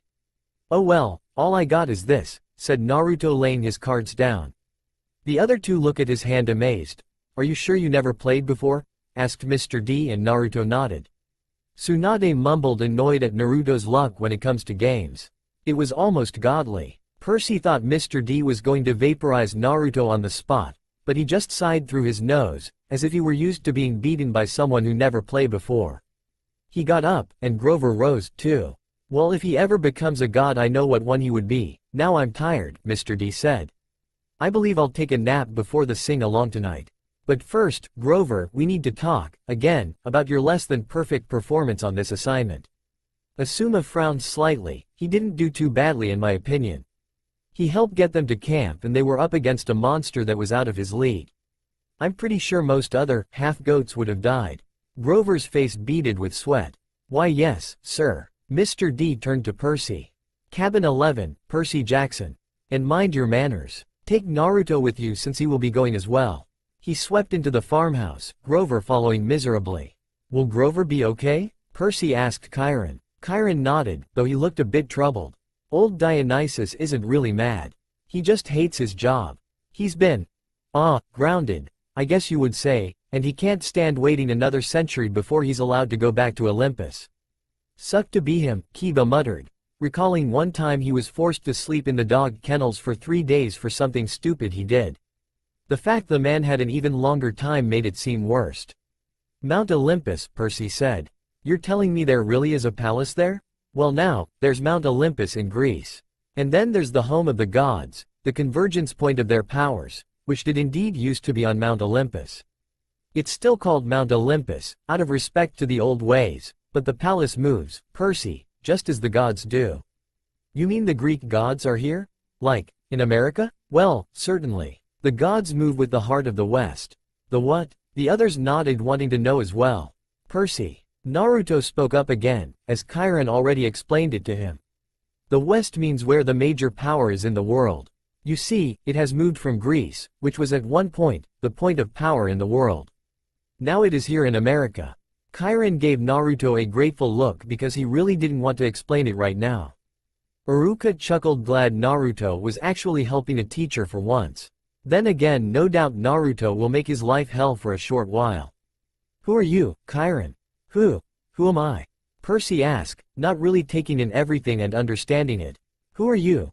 He mused while he started to get out of his chair, which would seem impossible in Percy's mind. Well, that's the question we all want answered, isn't it? But for now, we should get you a bunk in cabin 11. There will be new friends to meet. And plenty of time for lessons tomorrow. Besides, there will be s'mores at the campfire tonight, and I simply adore chocolate. And then he did rise from his wheelchair. But there was something odd about the way he did it. His blanket fell away from his legs, but the legs didn't move. His waist kept getting longer, rising above his belt. At first, Percy thought he was wearing very long, white velvet underwear, but as he kept rising out of the chair, taller than any man, he realized that the velvet underwear wasn't underwear. It was the front of an animal, muscle and sinew under coarse white fur. And the wheelchair wasn't a chair. It was some kind of container, an enormous box on wheels, and it must have been magic, because there's no way it could have held all of him. A leg came out, long and knobby-kneed, with a huge polished hoof. Then another front leg, then hindquarters, and then the box was empty, nothing but a metal shell with a couple of fake human legs attached. Percy stared at the horse who had just sprung from the wheelchair, a huge white stallion. But where its neck should be was the upper body of their Latin teacher, smoothly grafted to the horse's trunk. The others blinked at this description. Now Naruto's wording makes sense, Shikamaru muttered, adding a troublesome under his breath. What a relief, the centaur said. I'd been cooped up in there so long, my fetlocks had fallen asleep. Now, come, Percy Jackson, Naruto Uzumaki. Let's meet the other campers. Percy just nodded and he and Naruto followed. Naruto leaned over and said, I told you. I told you. Shut up, Percy repeated for the third time today. No, I think that would be the perfect time for, I told you so's, Kakashi said. Huh? Lee asked, getting shrugs all around. After Percy got over his shock, he ran to Chiron's side along with Naruto and they started the tour of the camp. They passed the volleyball pit and several of the campers nudged each other. One pointed to the minotaur horn Percy was carrying. They could hear them say things like, it's them. How did that blonde guy do that thing with that log? Clarice is going to get him back for that. Naruto chuckled as Percy gave him a look and smirked. You just had to show off, huh? Me? I have never been more insulted in all my life. Naruto said in a fake hurtful tone. Kakashi chuckled, sure you are. As they walked, that saw everyone doing activities and satyrs joining them in their activities with orange camp half-blood shirts and nothing else. Hey, Percy said aloud, what is up there? He said, pointing the fourth story of the big house that they just left. Chiron looked to where Percy was pointing and his smile faded, making Naruto raise an eyebrow. Just the attic. Somebody lives there? No, he said with finality. Not a single living thing. Why would he say it like that? Sakura asked. The others shrugged, but Tsunade and Jiraiya shot a glance at each other. Naruto looked at the window to the attic oddly but thought nothing of it. Come along boys, Chiron said, his light-hearted tone now a little forced. Lots to see. They walked through the strawberry fields, where campers were picking bushels of berries while a satyr played a tune on a reed pipe. I wonder how hard it is to learn how to play one or maybe a flute. Naruto idly thought, not listening to Chiron tell them that these strawberries pay for the camp's expenses. Shikamaru's thoughts went to his fight with Tayuya and her flute. With Naruto playing on and making a lot of noise, it would be even more troublesome. Percy did look a little sad though, and Naruto somehow knew that he was wondering if Grover was okay. He was getting chewed out by a god though, so it was anyone's guess. Grover won't get in too much trouble, will he? Percy asked Chiron. I mean, he was a good protector. Really? Chiron sighed. He shed his tweed jacket and draped it over his horse's back like a saddle. Grover has big dreams, Percy. Perhaps bigger than are reasonable. To reach his goal, he must first demonstrate great courage by succeeding as a keeper, finding a new camper and bringing him safely to Half-Blood Hill. But he did that, Percy exclaimed. Yeah, 2 campers nonetheless. Naruto grumbled. Now he was worried about their friend as well. And there is nothing wrong with having big dreams. I'll help him out with his no matter what. Iruka smiles hearing Naruto's thoughts and could not be any prouder of the boy. Lee had a fire in his eyes. Yosh. Grover's flames of youth ever burn bright. with his dream lighting the way he shall not fail. Guy gave his student his grin and a thumbs up. Right you are, Lee. You must train even harder in order to reach your dream, just as I know both Naruto and Grover are. Lee pumped his fist all excited. Yosh. I shall train even harder than before. And should I ever meet this Grover, I see how bright his flames of youth are. Someone on his search for Pan Grover shivered harshly. He felt like something terrible would happen to him one day. I might agree with you, Chiron said. But it is not my place to judge. Dionysus and the Council of Cloven Elders must decide. I'm afraid they might not see this assignment as a success. After all, Grover lost you too in New York. Then there's the unfortunate fate of your mother. And the fact that Grover was unconscious when Naruto brought him over the property line. The council might question whether this shows any courage on Grover's part. He helped get us here, so I think that is good enough. Even he is a bit weak, he is still a good guy. Naruto replied. He'll get a second chance, won't he? Percy asked. Chiron winced. I'm afraid that was Grover's second chance, Percy. The group winced here, feeling for Grover. Man, that's tough, Konohamaru stated, getting nods all around. Iruka was quite thinking of how much Grover was like Naruto. He smiled. No wonder the two are friends. Well, Grover will have someone who will push and believe in him. I have no doubt that you shall reach your dream, Grover. The council was not anxious to give him another, either, after what happened the first time, 5 years ago. Olympus knows, I advised him to wait longer before trying again. He's still so small for his age. 5 years? Oh, that must mean that he was with Talia since she mentioned him. Pondered Naruto. How old is he? Oh, 28. The group blinked. Really? Kiba asked, wondering if Ino read it wrong. Shino adjusted his glasses. Perhaps Grover's kind age at a different rate a human would. Makes sense, his sensei added, thinking it over. What, and he's in 6th grade? Well, hey, I am 13 and I was in 6th grade too. Naruto said. Yeah, that's not as big a deal, but 28. Percy panicked as he looked back to Chiron. Satyrs mature half as fast as humans, Percy. Grover has been the equivalent of a middle school student for the past 6 years. That's horrible, Percy said while Naruto shivered. He didn't like the idea of taking school over and over again, it would be a nightmare to him. Kiba shivered, as did some of the other boys. Yeah, I feel for the goat. Iruka frowned at his students. School was not that bad. That and no ramen. K deadpans, although Iruka shook his head while Konohamaru laughed with his friends. Hinata gave a small smile as she tapped her fingers together. Quite, Chiron agreed. At any rate, Grover is a late bloomer, even by satyr standards, and not yet very accomplished at woodland magic. Alas, he was anxious to pursue his dream. Perhaps now he will find some other career. That's not fair, Percy said. What happened the first time? Was it really so bad? Some of them winced, recalling what happened to Grover's last charge. Chiron looked away quickly. Let's move along, shall we? The boys were not convinced but didn't want to anger the horseman. Chiron, Percy said. If the gods and Olympus and all that are real. Yes, child? Does that mean the underworld is real, too? I would imagine so, Kakashi said offhandedly with a shrug. Underworld? Sakura asked. Tsunade replied, it's their version of the afterlife. Not all a nice place from what I heard. Chiron's expression darkened, but it was gone in a split second. Yes, child. He paused, as if choosing his words carefully. There is a place where spirits go after death. But for now, until we know more, I would urge you to put that out of your mind. What do you mean, until we know more?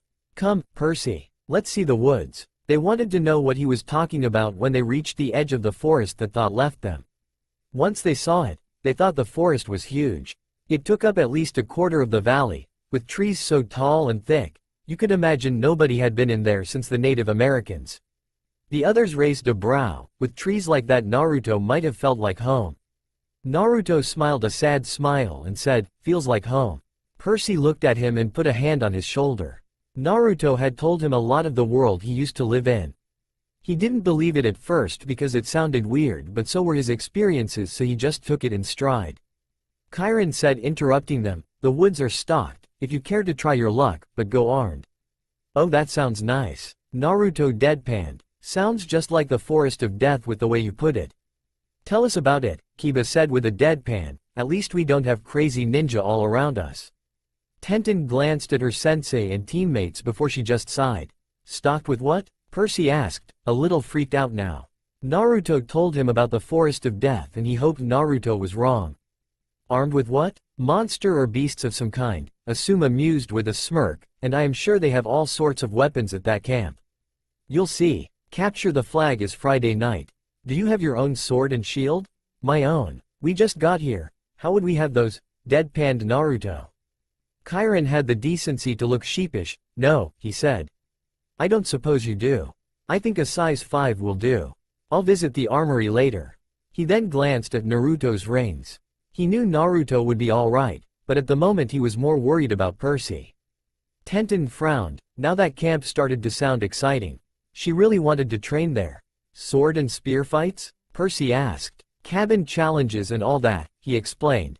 Not lethal. Usually. Oh, yes, and there's the mess hall. Kairon pointed to an outdoor pavilion framed in white Grecian columns on a hill overlooking the sea. There were a dozen stone picnic tables. No roof. No walls. Not bad, Naruto smirked as he observed it, he really wanting to eat now. What do you do when it rains?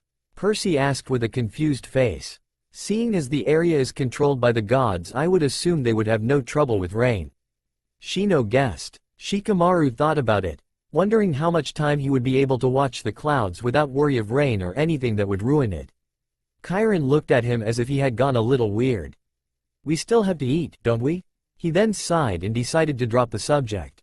Finally, they reached the cabins that Naruto had seen earlier. The collection of 12 cabins was very odd to Percy, but Naruto didn't seem as fazed. He guessed the blonde and seen weirder things, which was very possible with all those stories Naruto had told him. Percy looked back at the building to get a better outlook at what was what. They were arranged in a U, with 2 at the base and 5 in a row on either side. Except for the fact that each had a large brass number above the door with odds on the left side, evens on the right, they looked absolutely nothing alike. Number 9 had smokestacks, like a tiny factory. Number 4 had tomato vines on the walls and a roof made out of real grass.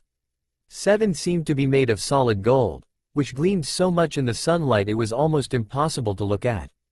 They all faced a commons area about the size of a soccer field, dotted with Greek statues, fountains, flower beds, and a couple of basketball hoops, which Percy smirked at. Now that was something he could do. In the center of the field was a huge stone-lined fire pit. Even though it was a warm afternoon, the hearth smoldered. A girl about 9 years old was tending the flames, poking the coals with a stick. Iruka frowned. Should she be doing that all by herself? She could get seriously hurt. I'm sure someone is watching her, Kakashi replied to calm the Chunin down. Naruto found this odd, but he did feel that the girl extruded a lot of power. She was someone that you did not mess with, that was for sure. He had to remember to talk to her later, she seemed lonely to him. Naruto's friends knew the loud mouth would go and keep her company sooner or later. Percy looked to the huge mausoleum-like cabins at the bend of the U and he instantly knew who they were for. Zeus and Hera? Correct, Kairon said. Their cabins look empty. Several of the cabins are. That's true, but no one ever stays in those two. Kairon explained. What a drag. Naruto muttered Shikamaru's famous saying. Shikamaru's eyebrow twitched slightly. Troublesome blondes, he muttered. Sounds like a real waste to me. He then noticed that Percy was staring at a long, low, and solid cabin that seemed to be extruding power as well. The outer walls were of rough gray stone studded with pieces of seashell and coral, as if the slabs had been hewn straight from the bottom of the ocean floor. Curious, Percy tried to take a peek inside. Kairon said, "Oh, I wouldn't do that." But Percy had already looked in and was a little sad at how sad and empty it looked inside. "Come on, Percy," Kairon said as he led them away from the cabin. "I swear this guy knows something. What a drag, I am sounding more and more like Shikamaru. Next I'll be lying around all day watching the clouds and sleeping." Naruto ranted in his head. Once again Shikamaru's eyebrow was twitching in annoyance while his friends chuckled at the unintentional jab. Sakura however was thinking more towards Percy's actions. I wonder why he was so interested in that one empty cabin. It was as if it was calling to him. Now, most of the other cabins, however, had a lot of kids for their cabins. Naruto held in a chuckle. Man, these gods just can't seem to keep it in their pants. Number 5 was bright red, which did not have that great of a paint job. It was as if the color had been splashed on with buckets and fists. The roof was lined with barbed wire. A stuffed wild boar's head hung over the doorway, and its eyes seemed to follow all that looked at it. Inside they could see a bunch of mean-looking kids, both girls and boys, arm wrestling and arguing with each other while rock music blared. The loudest was a girl maybe 13 or 14. She wore a size XXXL Camp Half-Blood t-shirt under a camouflage jacket. She zeroed in on Percy and gave him an evil sneer. She reminded him of Nancy Bobofit, though the camper girl was much bigger and tougher looking, and her hair was long and stringy, and brown instead of red. Naruto smirked as he recognized her. Her cabin seemed really fun. Ino deadpanned, of course he would think that. Neji frowned hearing about that cabin, they reminded him too much of thugs in his opinion. However, he caught one part. Why did Naruto recognize the one girl mentioned? Ino blinked and reread the passage. It doesn't say. Kiba smirked. Maybe it was that one girl from before. The one that has a crush on Naruto. His laughter was ended by a smack from his sensei. As he rubbed his head he did not notice that Hinata's head dropped slightly hearing this. Percy then noticed something. Hey, where are all the other centaurs? They around here? No, said Chiron sadly. My kinsmen are a wild and barbaric folk, I'm afraid. You might encounter them in the wilderness, or at major sporting events. But you won't see any here. Naruto gave the man a smirk. Oh, so they are the guys who love to party, Now they are some people I want to meet. Chiron put a smirk and said, I am not sure about that Naruto. They take it to the extreme and they do that every day. So what you are saying is that they are the ones who invented tailgate parties and frat parties. Naruto deadpanned and Chiron just nodded. Oh boy. Iruka frowned, I don't like the sound of that. Hopefully Naruto will not meet any of them. With Naruto's luck, he most likely will, Kakashi pointed out. Kiba frowned, he thought that they sound awesome and would love to meet them. If he does meet them I will be so pissed. You said your name was Chiron. Percy interrupted, are you really? He smiled down at the boy. The Chiron from the stories? Trainer of Hercules and all that? Yes, Percy, I am. Wow, Jiraiya muttered, he must be really old. No wonder he seems to remind me of Sensei. Tsunade nodded wondering how he was able to live for so long. But, shouldn't you be dead? Naruto asked with a raised eyebrow. Tsunade's eye twitched here, no good disrespecting brat. Chiron paused, as if the question intrigued him. I honestly don't know about should be. The truth is I can't be dead. You see, eons ago the gods granted my wish.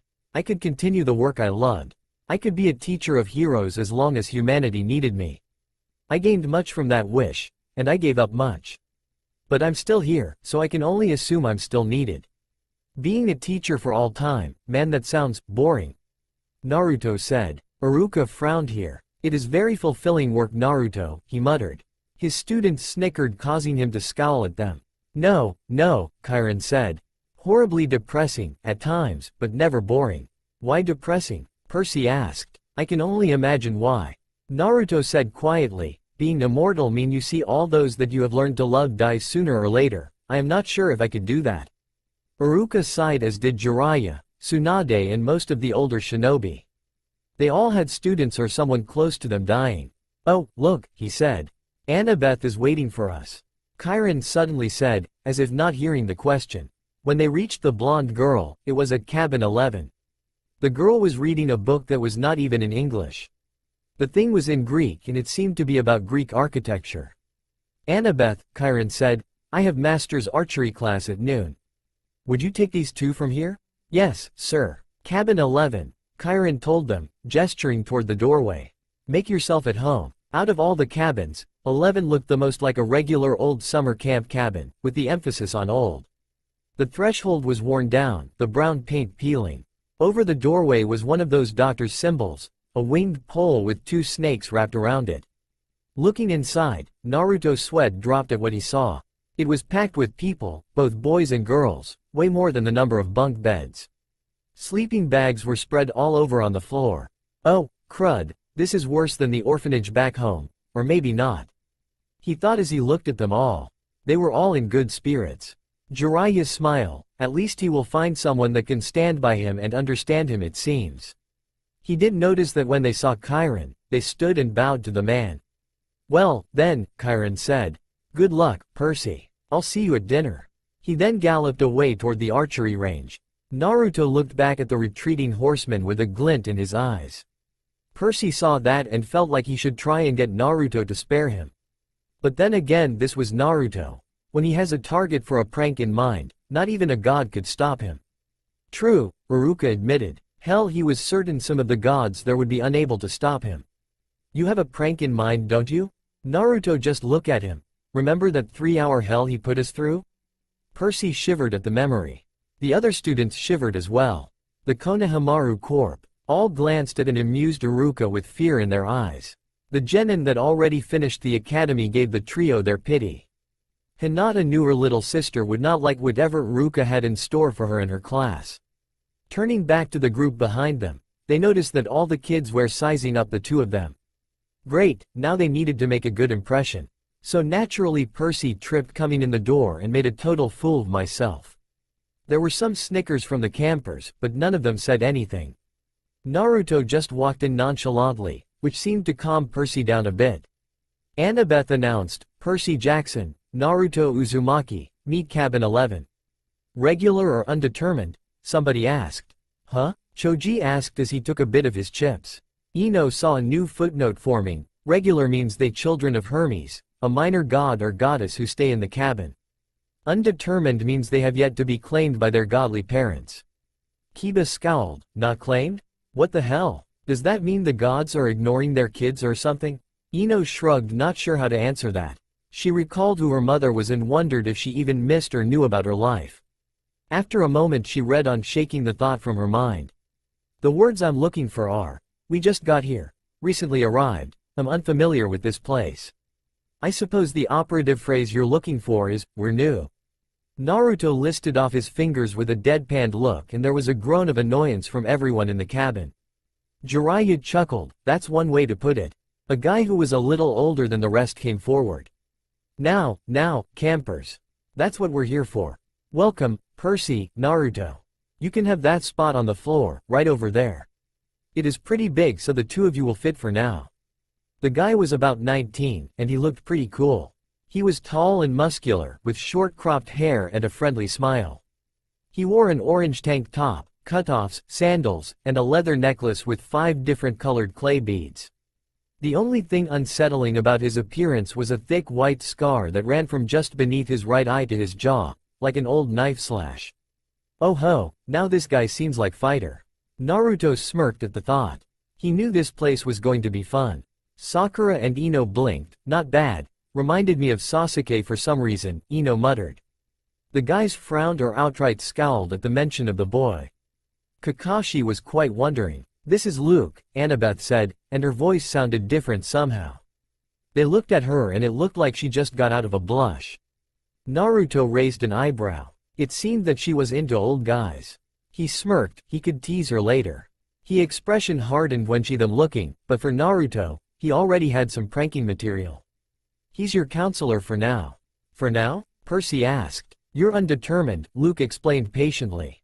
They don't know what cabin to put you in, so you're here. Cabin 11 takes all newcomers, all visitors. Naturally, we would. Hermes, our patron, is the god of travelers. Hey, the god of thieves, now that is a guy that sounds fun. Naruto said, getting a few chuckles from the other campers. Asuma chuckled as did the older shinobi. Well, he fits in with us alright. He decided to give back Luke's wallet, his pocket knife and his wristwatch, so he held them out. Here, I think these are yours, man. Wah, Luke said, a little surprised. How? When? Kiba was the first to burst out laughing.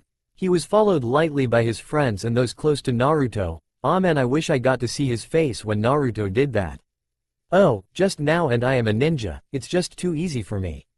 Naruto said, getting a few shocked looks. Anyway, Percy interrupted, already used to Naruto's antics. How long are we going to be here?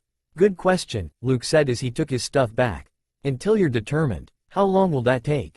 The campers all laughed. I am getting the feeling that take a long time. Naruto's sweat dropped. What do we have to do? Prove ourselves. Fight half the camp? Jiraiya deadpan here. Knowing you Naruto you would. Come on, Annabeth told me. I'll show you the volleyball court. I've already seen it, Percy replied. Not what she meant, Shikamaru muttered, so troublesome, just like Naruto. Come on. She grabbed his wrist and dragged him outside. Percy could hear the kids of Cabin 11 laughing behind him. Naruto shook his head but followed them. This girl was odd but she seemed fun to him. He chuckled to himself. Could Percy already have a girlfriend and already be whipped? Nah, he just got here after all. When we were a few feet away, Annabeth said, "Jackson, you have to do better than that."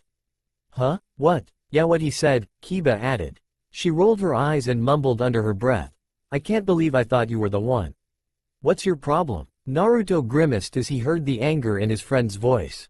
All I know is, I kill some bull guy and that was with the help of Naruto. We just kill some odd bull freak. Don't talk like that, Annabeth told him. You know how many kids at this camp wish they'd had your chance? Kakashi hummed and thought. So fighting a monster like that must be their version of a higher ranked mission or something. Sakura frowned, recalling on her first real mission she and her team had to go up against someone at Kakashi's level. To get killed? Percy asked with a confused look. To fight the Minotaur. What do you think we trained for? The girl yelled. Give us a break, we just got here and had no idea about this. Though you guys must train your asses off here. The Minotaur from those old stories was a pain in the ass to kill. I only weakened it with a Rasengan. Naruto complained. Well, to be fair, it has a lot of power behind those muscles, Jiraiya mused. And add to the healing factor monster have leaves certain jutsu ineffective to certain monsters. Now if was a more powerful version or a weaker monster, then we was talking a more even field of damage. Neji frowned, having only seen that jutsu once in person and after hearing the effects no, it was not something someone can walk off with ease. What rank is the Rasengan? Jiraiya thought about it. Well, it was never made official, but I would say at least a rank by itself. He paused, not noticing the looks the others genin were giving him, plus you have to add the fact it is an unfinished jutsu. What? Nearly the whole room shouted at this. Konohamaru had stars in his eyes. You mean the boss's big jutsu can become even more badass? He was bopped lightly on the head by his uncle for his choice of words. Jiraiya grinned. Yep, Naruto's old man wanted to add an element to the jutsu. But he never got around to it. I have no doubt that Naruto will be the first to do it. A what? Annabeth asked. Naruto just sighed as he created a ball of swirling energy that disappeared after a few seconds, but those watching them had seen it and wondered what it could do. Wait, Theseus killed him in the labyrinth. So, Percy trailed off. Monsters don't die, Percy. They can be killed, but they don't die. Is she serious? Shikamaru asked, annoyed. Kiba groaned, but they mean the same thing. Both leave the guy dead. Kakashi mused. I think there is more to this than meets the eye. I am sure she will explain it either way. Oh, thanks. Now say that to someone who has never been here before. 'Cause the words, killed, and, die, are pretty much the same, muttered Naruto. They don't have souls, like us. You can dispel them for a while, maybe even for a whole lifetime if you're lucky. But they are primal forces. Kirin calls them archetypes. Eventually, they reform. Hinata shivered. It was scary to be fighting an enemy that can never die and would come back for revenge. Was being a half-blood really something so hard? Oh, that's nice, Naruto said as he smacked his head.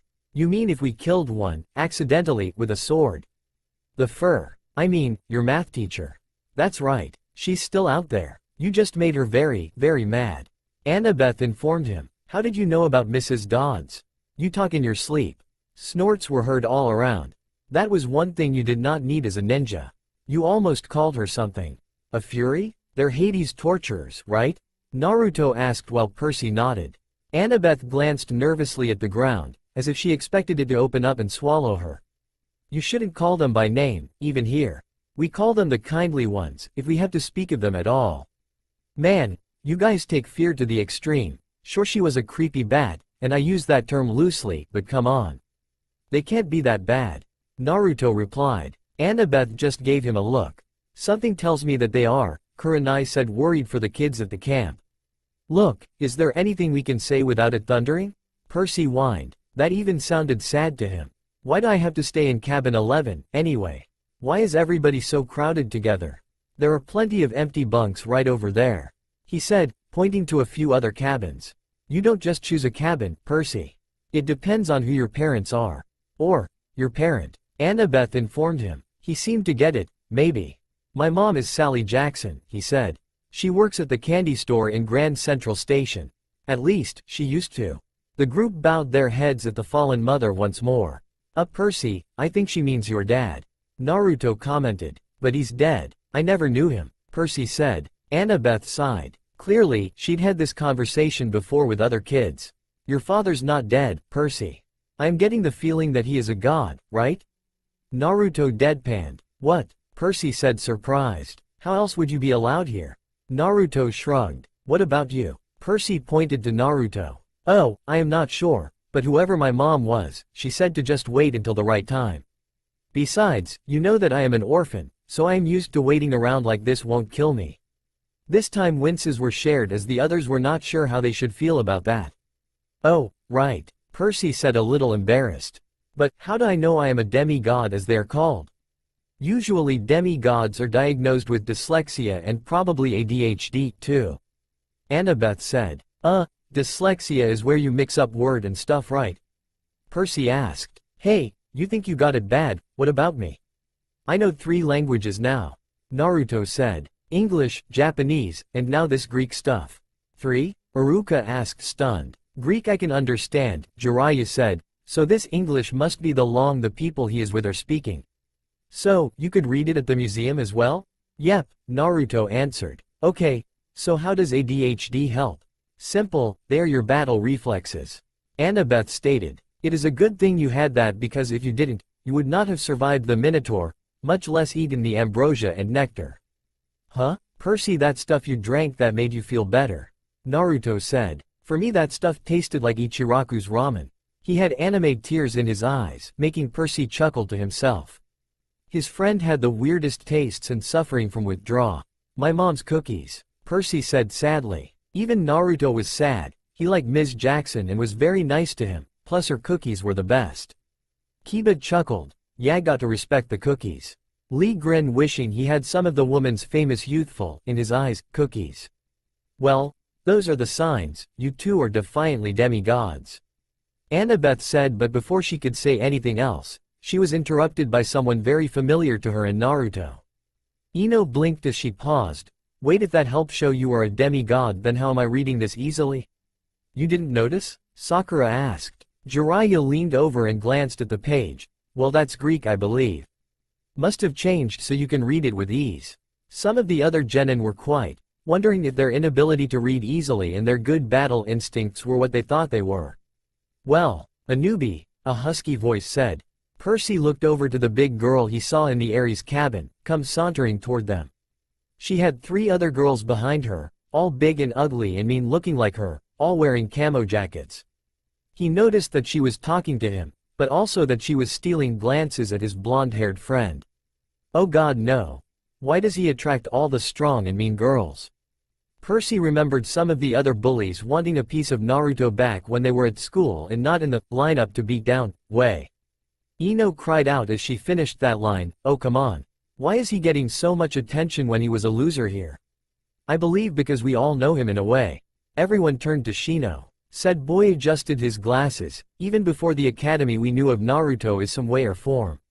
Most of what we knew was either negative or indifferent. Over there he is a blank slate. He also shows skills that are better than a normal person in that world.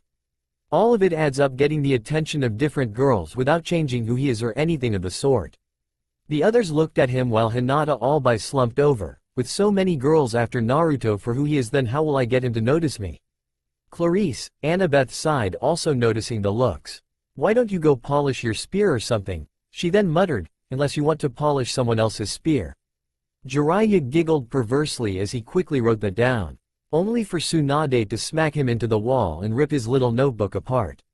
Shut up, princess, the big girl said, trying not to blush. I'll just run you through with it Friday night. Ras Korakas, Annabeth said, which was Greek for, go to the crows. Though the boys had a feeling it was a worse curse than it sounded. Ino glanced down at the new footnote. Basically she's telling Clarice to go to hell. Kiba scoffed, really? Why not just say that? He then paused, although it may be a fun insult to those who don't know it. Kurenai groaned as rubbed her forehead, knowing this was going to cause a headache for her. You don't stand a chance. We'll pulverize you, Clarice said. He then looked at Naruto and had a slight pink tint to her cheeks. Hey Naruto, who is the runt with you? Oh, this is my friend Percy Jackson. Yes, and I am sure Naruto already knows this, but this is Clarice, daughter of Ares, god of war. Annabeth mumbled, finding it odd that Clarice could well nice. Sakura and Ino nodded, knowing it would seem odd to them as well.